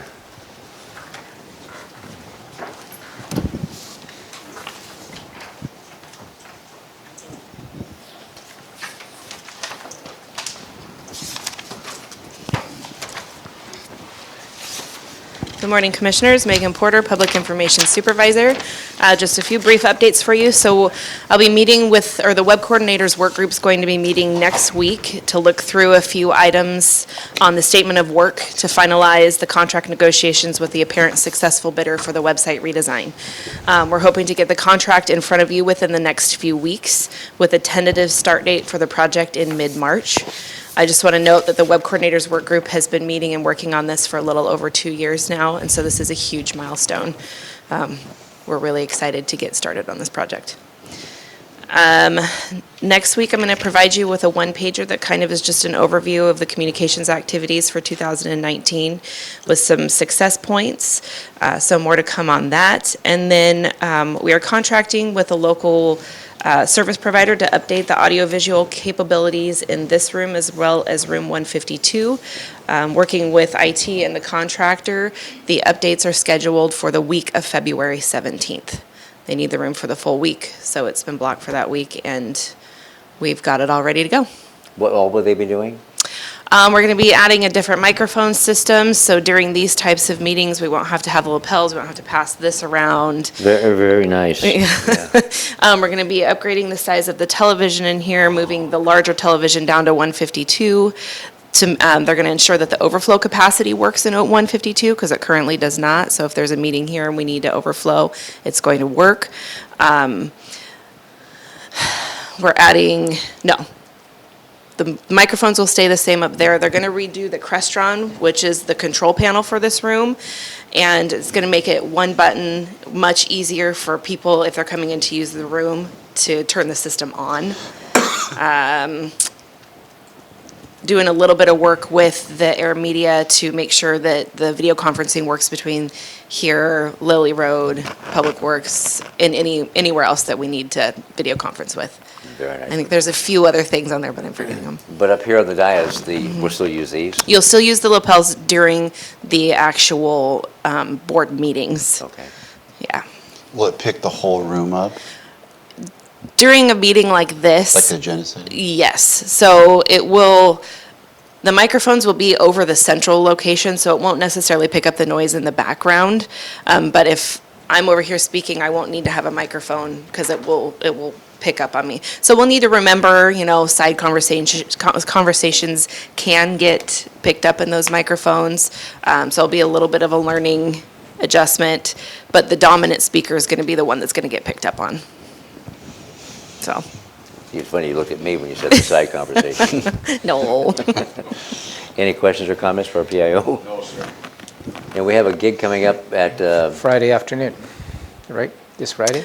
Friday afternoon, you're going to be taping at TC Media, the commissioners panel discussion like we do annually to talk about year in review and what's coming up in the following year. And then off-site meeting January 28th at the Lacey Convention Center or the Farm Bureau. It's the same place. I've never heard it called that. I hadn't either, but Lacey Convention Center at the Farm Bureau? they share a building. Wow. It's going to be in the harvest room. Yeah, I'll be organizing with some directors to give presentations. Okay. Just as an opportunity for the community also to hear some of public defense and perhaps spiritual services. Maybe Very some of nice. those. So I'll be working with those directors. Okay. I saw an outline for the Friday taping. Is that still what we're working from? I will have to verify. I just got back, yeah. I Why don't don't you know. verify it? Will you resend it to me? Yes. Please? So we'll make sure that the final one is sent to you. Thank you. Yeah, there were like some, there was. Did you have some adjustments? Well, no, I don't, but there were specific questions, and if it's changed, I'd like to know. Okay. Because it was very helpful to see, to sort of think in advance. Okay. We will get you the very final one today. Cool. Sure. We used to receive some numbers on Social media type things? social media viewing How many hits? situations, hits, Yep. such. I see we haven't been getting that lately. Are those continuing to increase in usage? Yes, and that will be highlighted in the one pager that I'm going to provide you next week. It'll give you the numbers, how much it increased over 2019, the different activities that we've done. Thank you. Yes. So along the same lines, that's the only question I had was, do we have a number of the amount of people that check the Thurston County website? Check the website. I can get As far as that that- for the homepage. Mhm. I can get that from our IT group, yes. How many hits? I can look, I can catch it, yeah. I'll check with them and I'll bring that back. All right. Thank you, Megan. Legislative update. Shared legislative agenda. With you, in your packet, you have a copy of the shared legislative agenda.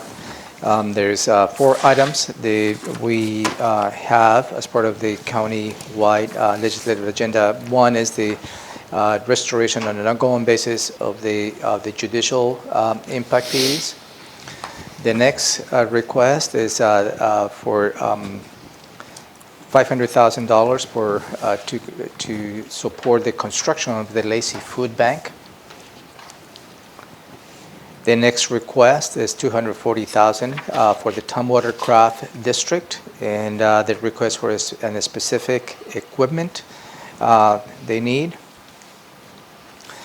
And the equipment, I just have to say this, is for the integrated malt system and storage combined with an innovative CO2 recovery device. For beer. For beer. So, and the last request is the Capitol Lake, and this is an additional request that is in support to the Department of Enterprise Services, DES. They have, as part of the governor's request to increase the funding by $2.1 million to finalize the EIS on the Capitol Lake. And again, this is DES request, and the shared legislative group is supporting that effort.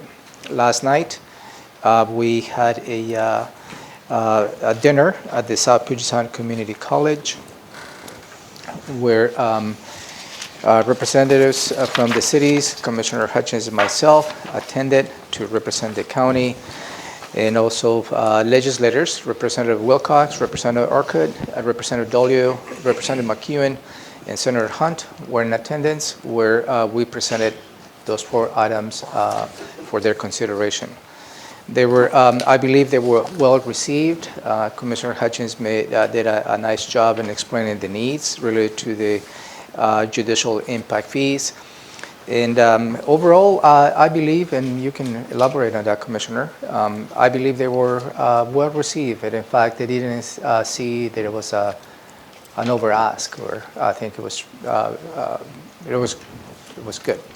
So we'll see what happens in the upcoming. I agree. They asked good questions, and there was little conversations after a little bit of mingling, and they were very open to the state continuing the impact fees, rather than just a one-time, here's your money.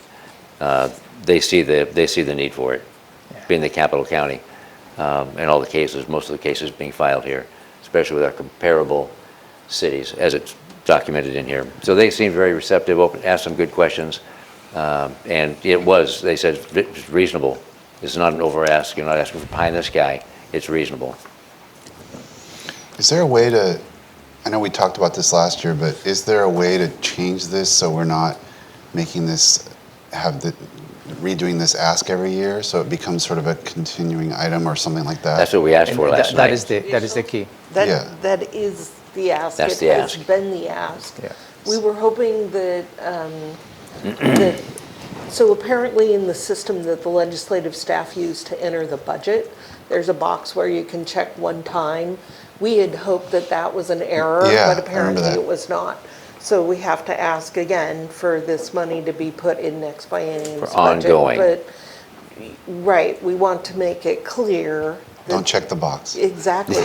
Don't check the box. Okay. But that's not up to us, it's up to the legislature. And that was the question by a couple of legislators as to they understand the need. I think they understand. I believe they planning to support this, but specifically what is the ask by the county? Because right now they have allocated on the biennium 2019-21, which goes until June 2021. Correct. And so this morning I just worked with Deborah Manguia on clarifying the ask, which is exactly just remove the one-time, I don't want to call it proviso, but it comes as a proviso, by removing the one-time. As soon as remove the one-time becomes part of the base budget. And that's really what the objective is.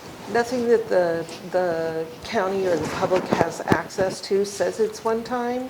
You had to be able to see in that system to know that. So I think that even the legislators may not understand that what they've approved is a one-time deal. So we just need to make sure that everything aligns and that the legislative intent is for it to be ongoing. All right.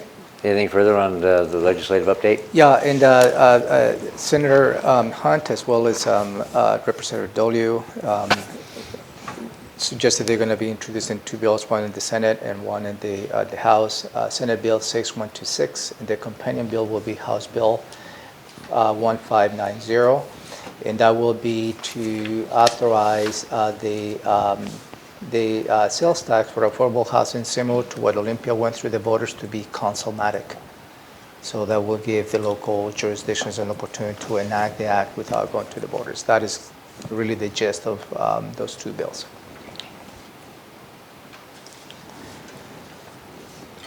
Right. and Just there- which two bills?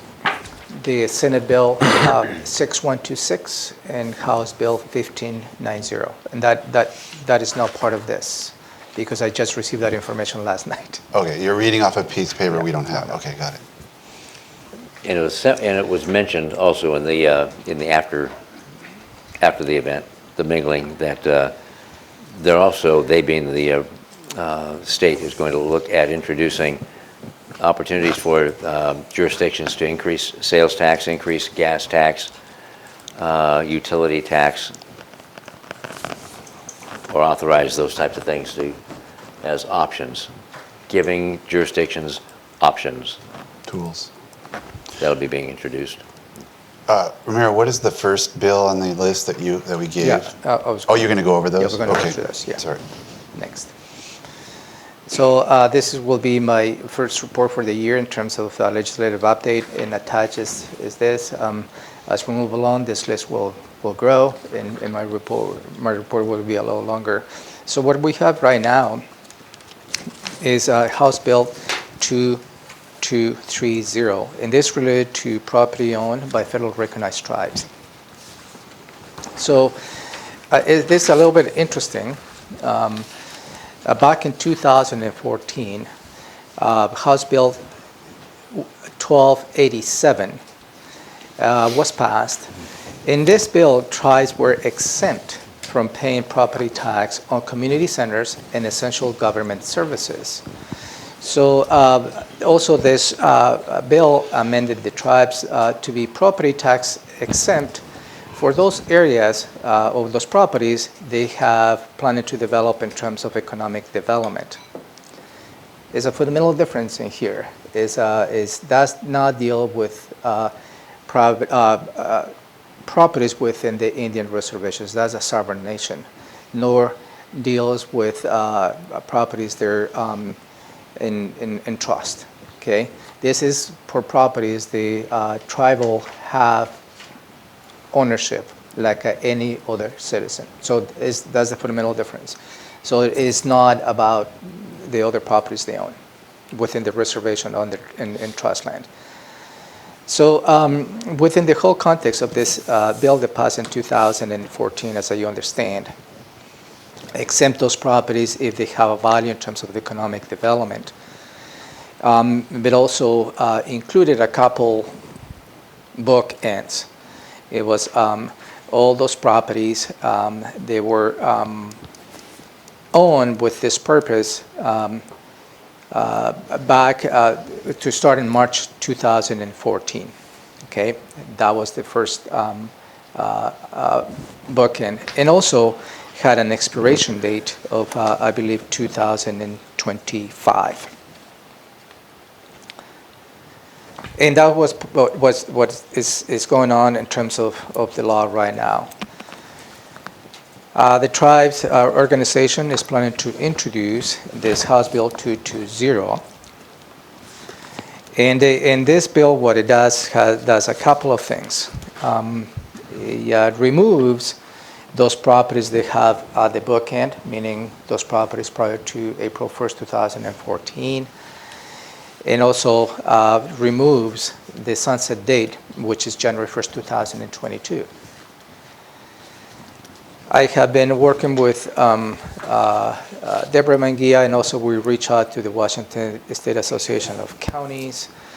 WASAC reaction to this new bill perhaps to be a little bit too premature, because the bill that was passed in 2014 asked for JLARC, and JLARC is the Joint Legislative Audit Review Committee, to develop a report that needs to be submitted by the end of 2020 this year to see the economic impact of this particular bill. So it seems to be too premature to submit this new bill, eliminating the bookends of the 2014 bill without having a report from JLARC to understand what the economic impact is to local jurisdictions in terms of taxation. So that's where we are. At this point, I don't ask for you to weigh in. I just want to bring this to your attention. This is a bill that you may be considering at this point. My suggestion at this point, until we learn more, to be neutral, because to understand what the circumstances are, and to know when the JLARC report will be submitted to the legislature. If this is submitted, WASAC states that perhaps may not have too much legs, because without having that report, it will be difficult for the legislators to change the law. That's the House Bill 2230. Any questions on? I have a question. So the concept is that property tax not paid if, you said if the property is owned for an economic development purpose? Yep. Is that, and that's clearly defined? And there's a specific areas, the thresholds the tribes have to meet to determine that in fact is part of economic development. That is part of the 2014 law. So, and this is potentially extending that so, and concept. again, it is only for those properties owned by the tribes as a private, entity. Nothing related to trust lands, or nothing related within the reservations. Okay, go ahead.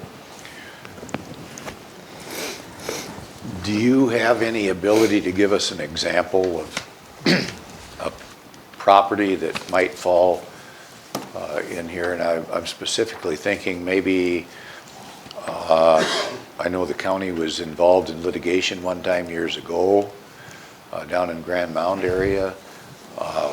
We've got a purchase over on 93rd that looks like a truck stop or something. Are those the kind of properties you're talking about? No, because those are trust lands.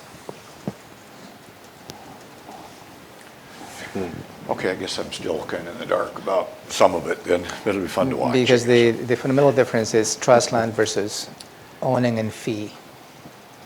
And owning and fee is what this legislation applies. Owning and fee, that will mean that whomever owns that property, in this case any tribal land, will have to go through the normal permitting process. And at that point is when the tax exemption will go, if those properties are slated for economic development. Trust lands, they don't have to go through a permitting process with any jurisdiction. That's the fundamental difference. Okay. All right.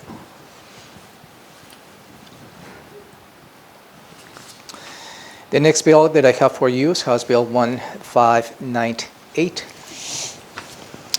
And that is the annexation bill that we have been working for quite some time. This is going to be introduced by Representative Dolio. In the off-season, we have been working with some of the key stakeholders in which, including the city of Lacey, which some of the feedback has been included in this new bill. So what this new bill really does, it does one thing: eliminates the provision that solely allows the cities to go ahead with an annexation. It requires the city, the initiatives and annexation to enter into a new local agreement with the county, or the county in this case. And also it states that any jurisdiction needs to be given, a city needs to give notice to all the junior districts that may be affected by this annexation. Also provides the any annexation, if as agreed upon this local agreement, the legislative authorities, the county, will have to hold a public hearing to allow the public to weigh in before you implement this interlocal agreement. And the implementation of this interlocal agreement has to be by a formal resolution by the board. That's the other one. Also, this bill requires when the city annex portions of the county, it puts a moratorium on the land use to protect residential development. So, and within 5 years, a jurisdiction will not be able to change the land use. It will protect the residential zoning for residential development. So after 5 years, the city can go ahead and change the land use. It also requires, again, the public notice and 4 weeks consecutively leading to you holding a public hearing. And again, this is, I believe, as you know, we have been working on this annexation bill for the last 2 years. I believe this is, has a good possibility to be adopted, and it's a good thing. Mainly relates to, this bill also outlines the, not to create islands. And it states that if any city goes through the process and creates just about 60% of that, that creates an island, so they need to absorb all the territory. So, at least from my point of view, have been working in this bill 2 years. It's going to be introduced again, and it's a good bill, at least from my point of view. Now, this bill is from, if it should have passed, will be from this point forward to prohibit or reduce island creation, but it does not address getting rid of the current islands or provide some type of a process to, or incentive to get rid of the islands. Well, it doesn't eliminate the creation of islands. It gives a method to avoid the creation of islands. But from that point forward, yeah, there's no incentive or anything in the language to address the current islands that we have, to incentivize whatever it be, no. to get rid of them. Okay. Yeah. Questions on annexation? Is this bill, so a couple of questions. One is, has this changed somewhat from last year's iteration? Yes, it has changed. Okay, that's what it sounded like there was pieces that I don't remember from last year, but. Yeah, it has changed. Okay. Yeah. And so this new iteration of this bill, is it, it sounds like you're supportive. Is this, is WASAC behind this? Is this, is this a city pushed thing? Is it a county pushed thing? Are we joined hands, compromise? Representatives from the cities and representatives from the counties have already provided feedback on some potential changes on the language, which is, this is what we have right now. So, and that's my report to you was all the stakeholders who perhaps cities and counties will be supporting this together. That's my understanding at this point. And reaching out to the organizations with the cities and counties to get the language they see in this bill has already been put in place, and that's how it's going to be submitted, introduced. So, yeah. But for me, it's hard to say, yes, it will be a full support, but we have done all the efforts to engage the organizations, city organizations, as well as the county organization to provide feedback on this bill. And am I right that last year's bill was a little more city-like oriented, and now it's more balanced between county interests and city interests? It was two bills. Okay. One, the county worked with Representative Dolio. They had the skeleton of this bill. Mm-hmm. And also the city of Lacey may introduce a new bill that eliminated the 45-day referendum, and really particularly related to the Capitol golf course they wanted to annex. So that didn't pass, and that will not be introduced again because I believe this provides a compromise.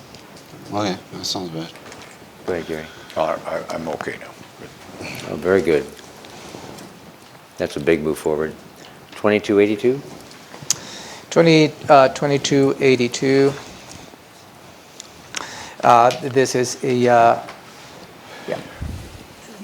a new bill that is going to be introduced to create a grant program for converting unused public buildings into housing for homeless persons. So there is really no much of to say about that. It just gives the ability to access any particular local jurisdiction who has an empty building owned by the local jurisdiction to access those grants, and those grants will be specifically to be used to refurbish those buildings to have to provide housing and homeless to homeless individuals. Do you know who is introducing that bill? Representative Walsh will be the champion of this bill. Available to jurisdictions, not to private? No, just jurisdictions. Okay. Anything? Okay. Is that it, Ribeiro? Yes, sir. Go ahead. Just a comment to see if this fits in anywhere. Yesterday, I had a visit with Steve Hall and Charles Chelan on some of the homeless issues. And it appears that the Landlord-Tenant Act is going to get revisited this session. And I would like to see if there isn't some way we can have someone paying attention to this and see if there's a possibility that there could be a section added where citizens, I guess it could be government entities, could get some type of an exemption, especially when things like cold weather, the code blue business. I've been approached by a congregation that wanted to allow citizens in need to stay on their private property during cold periods at no charge, but just for that period where it's going to be cold for the next 3 days or whatever, and being you don't have anywhere else to stay, we've got a heated garage and we'll put a cot in there for you. But the problem is, under the growth management law, or under the Landlord-Tenant Act, the way it is now, it doesn't matter if you've charged a fee for this stay or not. It falls under that landlord-tenant possibility of claiming domicile now. So I think that's something that could be looked at, that could be a big help to alleviating some problems for some people. Everybody isn't going to be eligible, I'm sure, but I know there's citizens out there that would be willing to allow someone to stay on their property free of charge to help them out, if they knew they didn't have to go through the fight of the Landlord-Tenant Act to get rid of them. Yeah. Because they could have a change of heart, even though they've kind of agreed, I'll just stay for a couple days, but now they've had a change of heart. Yep, I will work with Deborah Manguia just to make sure she's keep an eye on this particular legislation, and if it does, then I will bring that to have more in-depth conversations. One of the things Steve pointed out yesterday was that applies even to governmental entities that allow people to stay. If they want to push the issue about, well, I'm not leaving because it's cold out there, or somebody told me I don't have to leave because of X, Y, or Z. So it applies both to government help and private citizen help. There was, last year, as you may recall, there was a lot of bills related to that, and one of particularly was a bill that allows for, you use this word loosely, camping in public buildings. And for instance, somebody can come and just, stay here in the hallway. The county didn't have the ability to say leave. So that bill was part of that, among many others. But certainly, I think we should be seeing many other bills related to that as well this coming session. Okay.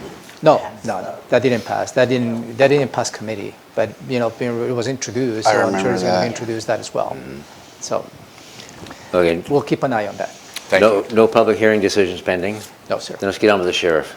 Been waiting long enough. The sheriff and undersheriff on offices, the zero-based budget. So this is an update from me. When the sheriff was here talking about the budget last month, we talked a little bit about doing a zero-based budget, and the sheriff referenced a zero-based budget.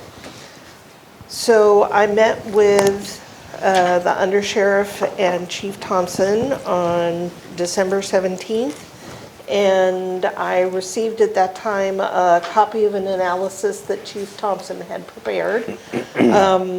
And it wasn't really a zero-based budget. What it is a combination of estimate using past budget expenditures and budget assumptions to calculate the budget needs for 2020. And we're not giving you this document right now. I'm sitting here looking at it, but I'm not handing it out because the numbers need to be updated and reviewed. So I just wanted to tell you that we're working on this. I've talked to the undersheriff and Chief Thompson about the possibility of doing an actual zero-based budget. They're very labor intensive, so Can you define that? So we're on- zero-based budget. I have this. Okay. If you're interested in reading this 30-page document, zero-based is where you do not consider what your current budget is. You build the budget from the ground up, and you say how many staff will it take, what kind of supplies do we need, what does it really take to deliver a certain level of service, if you will, is one iteration of zero-based budgeting. It's something that we did for corrections a few years ago. When we did that, we had an agreement between the board and the sheriff on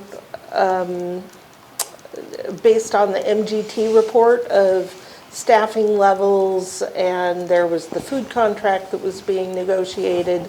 So we had a kind of a firm basis. If we went down this path, I think the part of the task in front of us would to get to that agreement between the sheriff and the board about a level of service, an acceptable level of service. And that would be a starting point. So, and then after you've got that, then you build the what does this cost. But the basis and the big difference between what we do today and zero-based budgeting is you really do begin at zero. What we currently do is incremental budgeting with some priorities and ties to the strategic plan, but zero-based is a big lift. So the undersheriff and Chief Thompson were going to talk to the sheriff to see if we were going to even interested in going down that path. I think, Happy New Year. Yes, thank you. Tim Braniff, the undersheriff at Thurston County Sheriff's Office. And Robin is correct that we met, and one of the documents that was provided was the Calgary method of zero-based budgeting, which has several different types of different budgeting plans and how to get to where we need to be. We also looked at, there's about 5 other different ones that are used, and I think before we get to a service level, we have to agree what a zero-based budgeting plan would look like. Exactly. And Chief Thompson, who's put a lot of work into not only currently what we're funded and not funded, as described by Ms. Campbell, the amount of work that would have to go into identifying what the actual needs are, what is the expectation not only of the board but also of the sheriff's office, and coming to an agreement before we put that work forward. For an example, if we said that we needed, and we can demonstrate that we need, 22 additional deputies, and you believe as a board that, one, you can only fund so many, but also two, that you believe 12 would get us by, we need to come to an agreement as to what that looks like. Or response times, we believe, yeah, we're in a rural community. Part of our, maybe 33% of our operation is in an urban community at the north end of Thurston County, northeast end of Thurston County. The cities are averaging, 4 to 6 minutes of response time. In that area, we're at, with 2 deputies in that whole general area, we're still at 11 to 12 minutes. Should we be down in that 4 to 6 range compared to the cities because of the jurisdiction is similar in nature? So those are the types of things that we need to drill down to and have that discussion as to what, if we go forward with this process. Based on the information that, and we came up with the term, I guess, zero-based budgeting for law enforcement, but is a current service level budgeting right now is what we're at. And we can identify based on the last 3 years what we're being funded for, what we actually are expending or need to expend. And I'll give you just a couple of examples. Just starting off January of this year, we're projected to be $85,000 in the hole because of retirements, because of buyouts, because of certain COLAs that aren't being funded. Those little $7,000 to $10,000 to $12,000 increments add up extremely fast.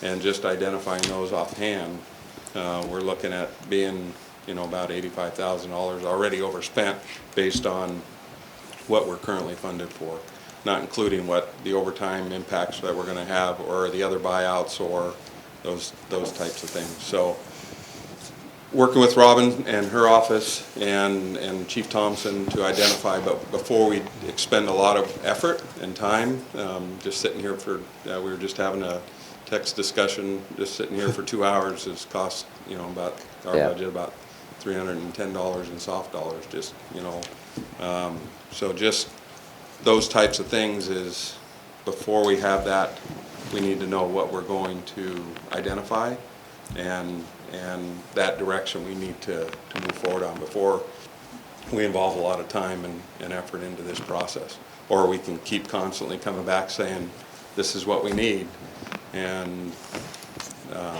either on a monthly basis or the budget amendment process. And as Chief Thompson puts it, it's we keep kicking the can down the street. And we need to basically get funded for, so we don't have this situation in the future. I have a question, and that is, I agree that doing a zero base as it's been described is monumental. So, but rudimentarily, if you, with zero base, would the sheriff's department then say, we need these, you have to start somewhere, right, at zero.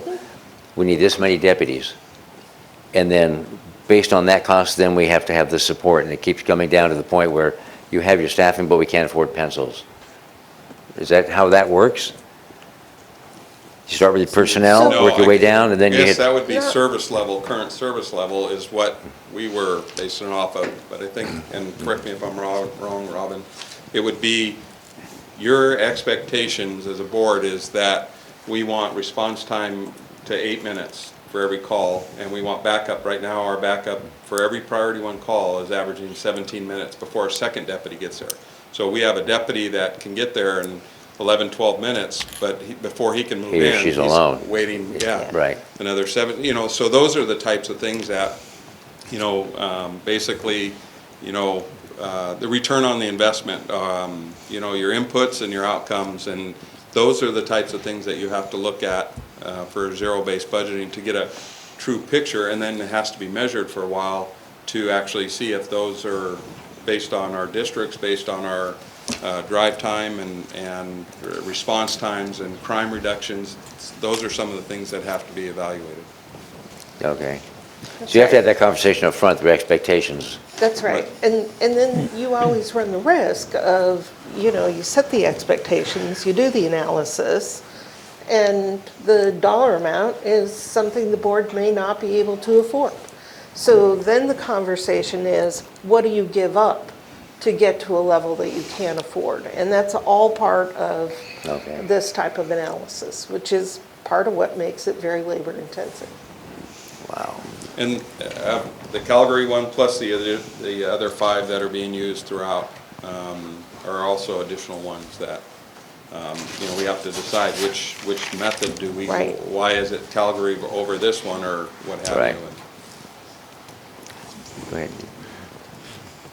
Well, I think it's worth looking at for prioritizing, if you will. But the reason we have this problem is we don't have any retail in Thurston County. And we don't have any retail because of past annexation policies that were put in place. And yet today, we still face a very lengthy time for new businesses to open up and get functioning that could provide us with retail outlet. And I know I've heard this story, it takes a while to turn the ship, but I can tell you that there's several new businesses down in Rochester that would be open today if they weren't fighting a mentality of no retail outlet in Thurston County. That's still alive and well. Our health department is still following a very close, I commented on it a little bit this morning when I talked about the fact that there's these goofy requirements. You need X number of feet to fix this particular problem. Doesn't matter where the X number of feet is coming from. By following the book too closely and not accepting there are variables that they could consider, usually those variables have to be discovered by the person applying rather than our staff helping them out to get through this particular problem. So that's why I want to see some retail outlet get prioritized and economic development get moving in this county so we can provide for the services needed. And the sheriff's office is a prime example of that. Not the only example, but a prime example. It was a couple of years ago, and I believe both Commissioner Hutchings and Commissioner Edwards were involved in the presentation. I don't think Commissioner Menzner. We did the police allocation model, which is a model that was done out of Northwestern. And basically you put the data in from the previous year and a half or what have you, and generate that information to where you can actually dictate, if I stand on my street and I expect every 6 hours to see a deputy drive by or 8 hours, you can program some of the information in, and it allows you to generate, kind of an expectation of what's needed. And if that may be, and Robin and I had talked about maybe, taking a look at that program again and updating it. But again, because of our records management system is almost 20 years old, and I was telling Commissioner Hutchings, that it is very labor intensive to pull that data in because you're hand counting. It's not being able to go in and say, I need all the calls for service for this, this, and this. And then we rely also on our TCOM partners as well. So, that's something that, we can take a look at. But again, it's going to take a lot of work. And if we're going to put forth the work, then I guess that compromises to what is the expectation for funded positions, because we know that we're going to identify needs. We know what it's going to come back with. Right. We know exactly when you put in the numbers what it's going to say. Right. And so it's reasonable to expect, if we're going to do the work, that there would be some type of acknowledgement. Oh yeah, not just, oh yeah, here's what the report. Yeah, we kind of knew that was going to be it, and then put it on the shelf. Right. And yeah, it could be lack of retail, it could be process with the government, it could be GMA, it could be all kinds of factors. But what do we do? What do we do to get the level of service in the Sheriff's Department up where it needs to be, or closer to where it needs to be than it is now? How do we afford to do that? That's why we have the chief, Thompson and Robin, to kind of figure this stuff out, and Romero. How do we get there? Do we have to do that model again? Well, that's going to cost money and take time. But again, we know what it's going to say. Sheriff. Thank you. Happy New Year as well. I do agree, or I like the concept of what Robin has spoken about the zero-based budgeting, about what the needs are. The unfortunate part is looking to what some of the comments were made earlier or late last year is we've been over budget just with the staff I currently have. And the other part is that we're telling you that we're already going to be over budget again this year. Right now we're projected at 692 projected. And I can only use those numbers based on 16, 17, and 18, and now 19 years of the last years of what we've gone through. This discussion has been made as long as I've been a sheriff and way before that as to what the needs are of the sheriff's office. What are the needs of all of county government, departments and offices? And kind of going back to what Commissioner Menzer had said last month about we need a balanced budget. And here we are, we're talking about legislative ways about how you as county commissioners can or cannot maybe raise sales tax or something like that. And what do those impacts look on to the end of the people making those decisions as to what that community really does or doesn't need, and what are the needs of the community or of this county. And the reason why I want to make it really clear now, I've been authorized 92 FTE positions, some of which have been made authorized by you folks. Unfortunately, I have 2 people looking at retiring that I can't replace them because I don't want to be over budget again and receive the emails that you as commissioners have received about why the sheriff is over budget, because in that part about being over budget, it wasn't that the commissioners agreed that the sheriff is going to be over budget because he's not funded well. It's because we're underfunded, and whether I have the support of the county commissioners and of other departments or people who work for the county commissioners saying the sheriff office is underfunded and this is why they need to be funded to this capacity. And it all depends, actually, in reality, the funding is all based off of you 3, what my funding is or isn't. And I can only show what we do with our monies. I can't explain why I'm not funded for the needs. Example, overtime. Overtime is not something that I get to control. It's due to arrests at the end of shifts. It's due to overtime that I didn't negotiate. It's contract negotiations that you folks negotiate, not the sheriff. And obviously staffing. If I'm understaffed or people are out sick, then I don't have any say-so because it's based on a negotiated contract that the county commissioners signed, not John Snaza.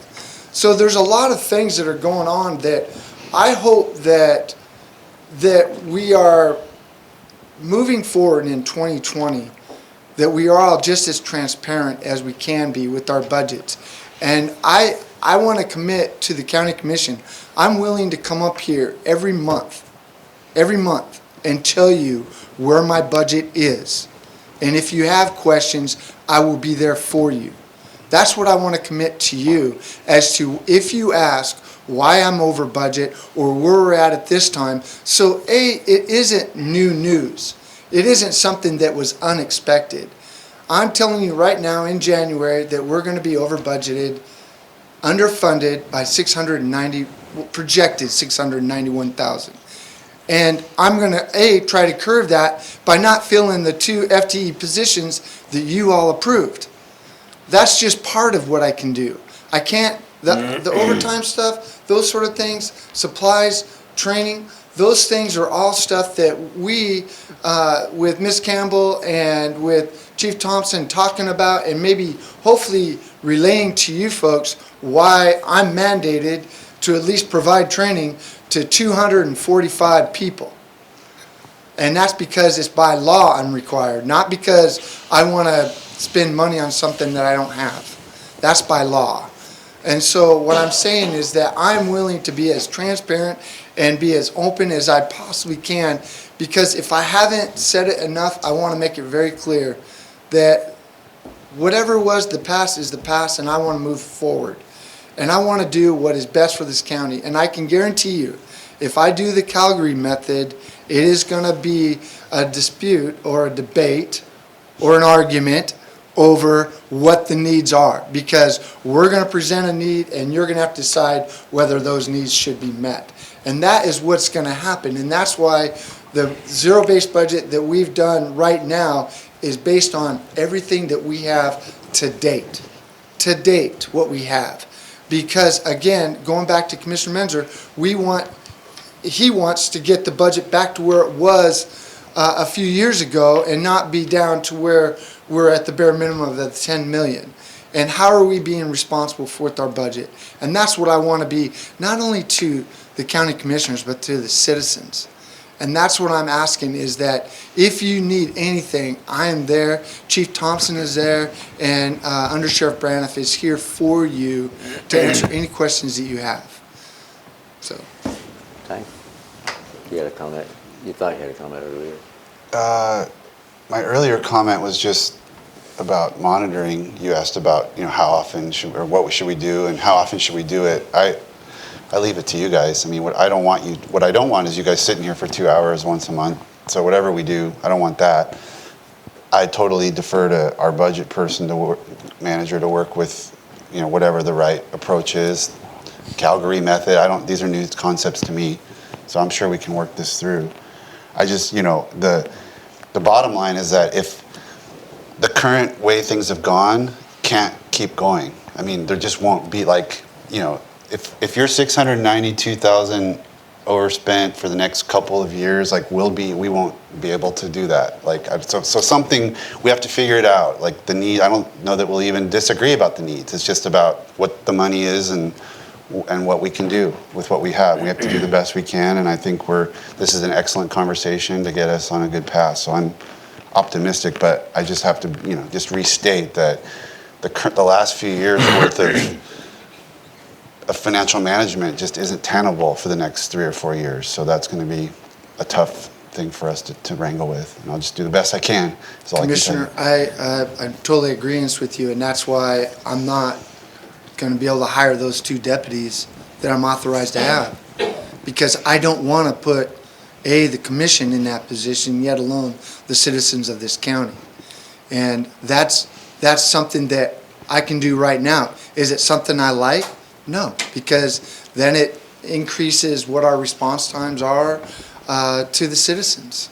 So, and it puts us in a bad place of where we were trying to get out of as far as our staffing levels. And now I don't want to put the commission or the sheriff's office in a light that we're always going over budget because of this, and this, when I can choose not to hire the 2 because I don't want to put you in that position. Appreciate that. You bring up a good point, and I'll get to your good point in a moment.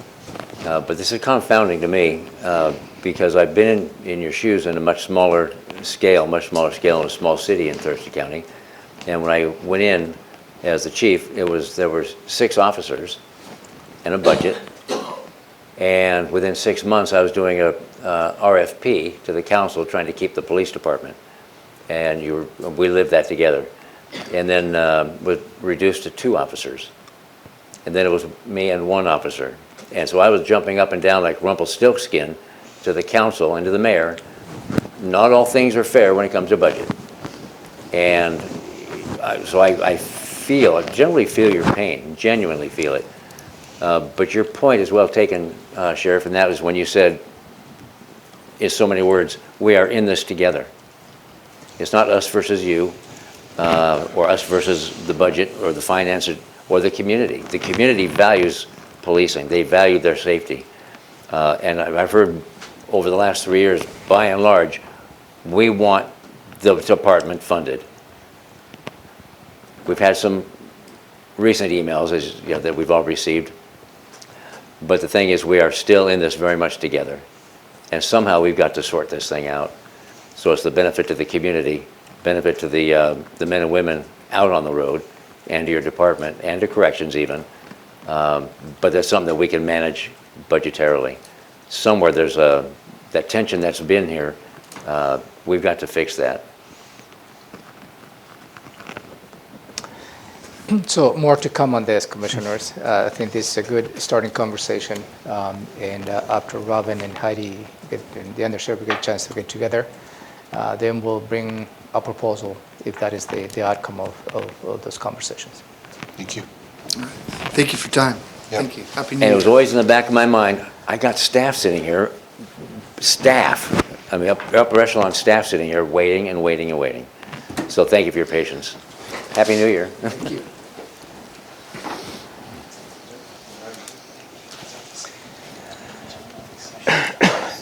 Infinite Work pilot project. Yeah, hopefully the next two items will be She's in court till noon as well. quick. As you may recall, that we have a pilot project to bring infants to work at Public Health and Social Services. You received some feedback from Shelley, I believe, last year, where she provided a little bit of a survey. The overall sentiment is working well if we have adequate facilities to accommodate that. It has right now has presented an opportunity to expand this program, and we have an employee in emergency services that perhaps can be access this pilot project, and I believe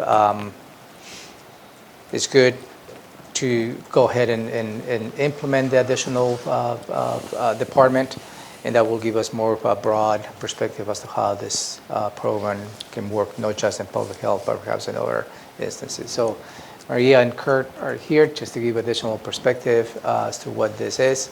And again, nothing for you to really decide at this point. It's just informational at this point. Good morning and Happy New Year. Maria Ponte, Human Resources Director. Happy New Year as well. Kurt Harden, Emergency Services Director. And Ramiro captured where we're at today, and so we're here just to answer any questions that you may have. Kurt Harden has an employee that is interested in the program. We would like to allow it. One of the nuances is she's a newer employee and is still in probation, and the current policy talks about having passed probation. But based on research that I've done and with Kurt's support, we would support opening it to all employees where the program is feasible within the department. Questions? It's fine with me. Questions? While you're thinking. Yeah, okay. Go ahead. No, go ahead. As we move forward with this, how does this new law that took effect in January play in to what we might be doing here? The new law provides for a state to pay employees to be out on a variety of leave, medical leave, or leave to care for family. And I think to some great degree it helps. So for instance, Kurt's new employee would not qualify for federal FMLA, but would qualify, very likely to qualify for the state version of it. So she actually was able to join the county. A lot of times expectant parents are unwilling to make a career move because they don't have those securities. And so I think the two interplay very well together. It allows the employee to possibly return to work sooner. So I think it's a win-win. Okay, how about, I don't know the law at all, so that's why I'm asking you folks. If we have this program implemented, and it apparently seems to be working pretty good, but in conjunction with the new law, do the days that a person takes off have to be consecutive days to add up to that period of time, or could it be spread out over, say, a year where you've got an employee that's got a child with, and the child is, I don't know, got a cold, disruptive, colic, whatever whatever the issue is, and that person doesn't want to take off time, for an example, because they get 90% instead of 100%, or there's something like that, to where the boss, say Kurt in that particular division, would be able to say, well, this isn't working because it's disruptive to the rest of the operation here, so you're going to have to take off, and you can come back as soon as everything's settled down.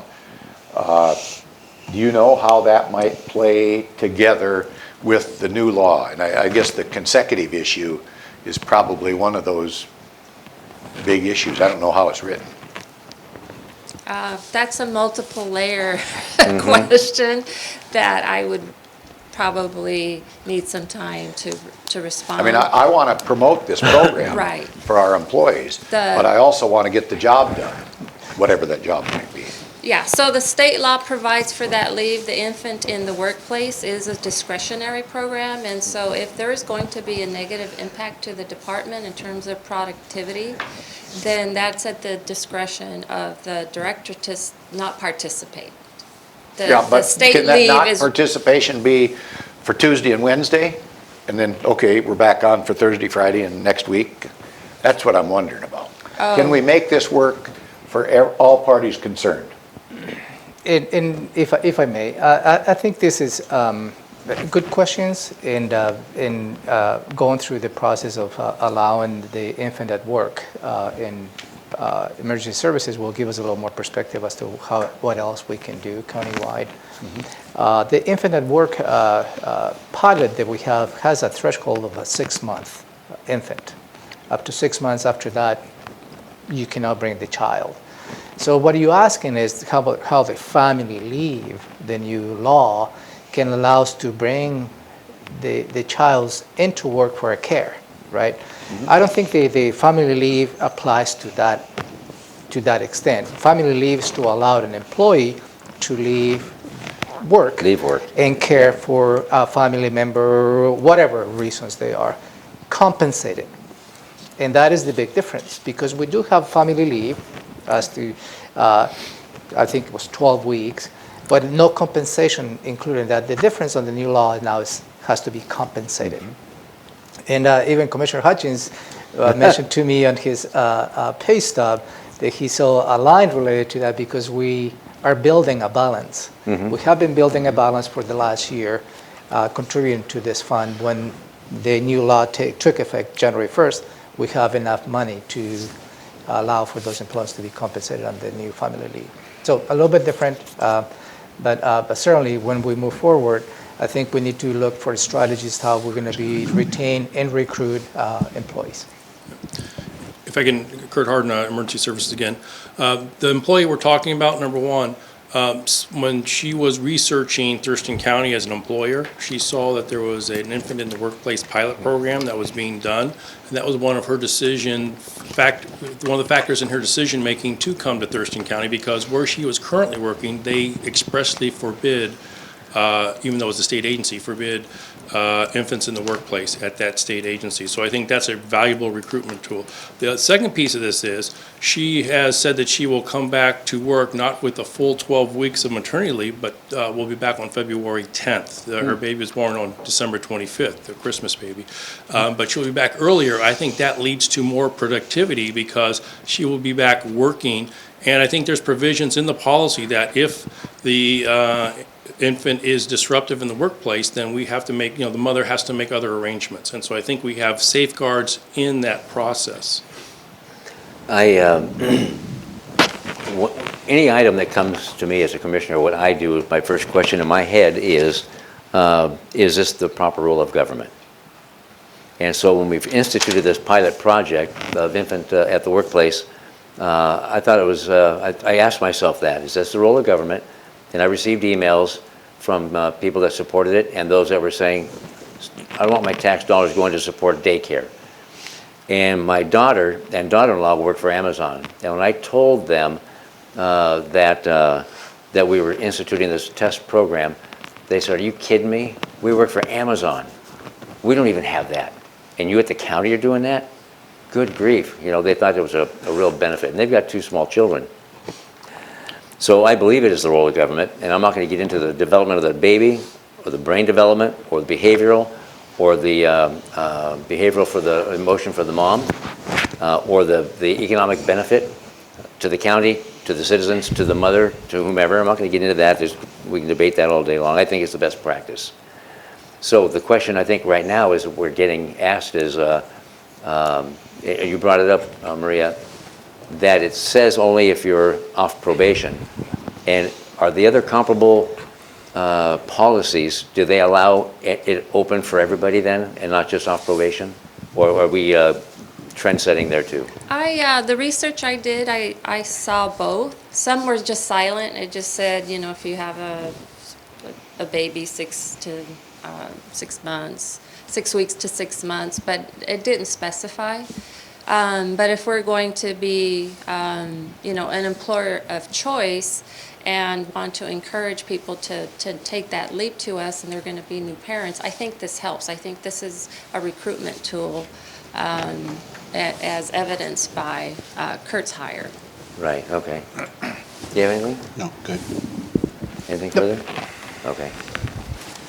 Thank you. Old courthouse plaque location. Yeah. Is this the old courthouse or? The plaque. I don't know. I used to have 2 plaques. Okay. Maybe soon. In my office, and as you may remember, you donated one to be displayed at a location that has been already. There's only a second plaque that I hold in my office, and that's the celebrated 1939 construction of the courthouse building. So there is a group, the historic committee of the courthouse plaques, which is led by Josh Lenise. They have found a potential site as to where they like to put the second plaque. And that is going to be, their suggestion is to put it between here in the plaza building, right in front of building 2. And my suggestion to him will be to hold off until after April. Yeah. And at that point, probably, depending on how the circumstances will go, then it will be more of a robust discussion, or perhaps not, as to where the old plaque can eventually go. It's just to keep you up to date. Reasonable and sound. Yeah. Okay. Anything? No. Anything? Good, okay. Well, you got that one fast, huh? Public testimony? None of this. Nothing. Wow. And it's 12:03. We don't have time to get to commissioner items. I don't have time for commissioner items. Oh, yeah. Okay.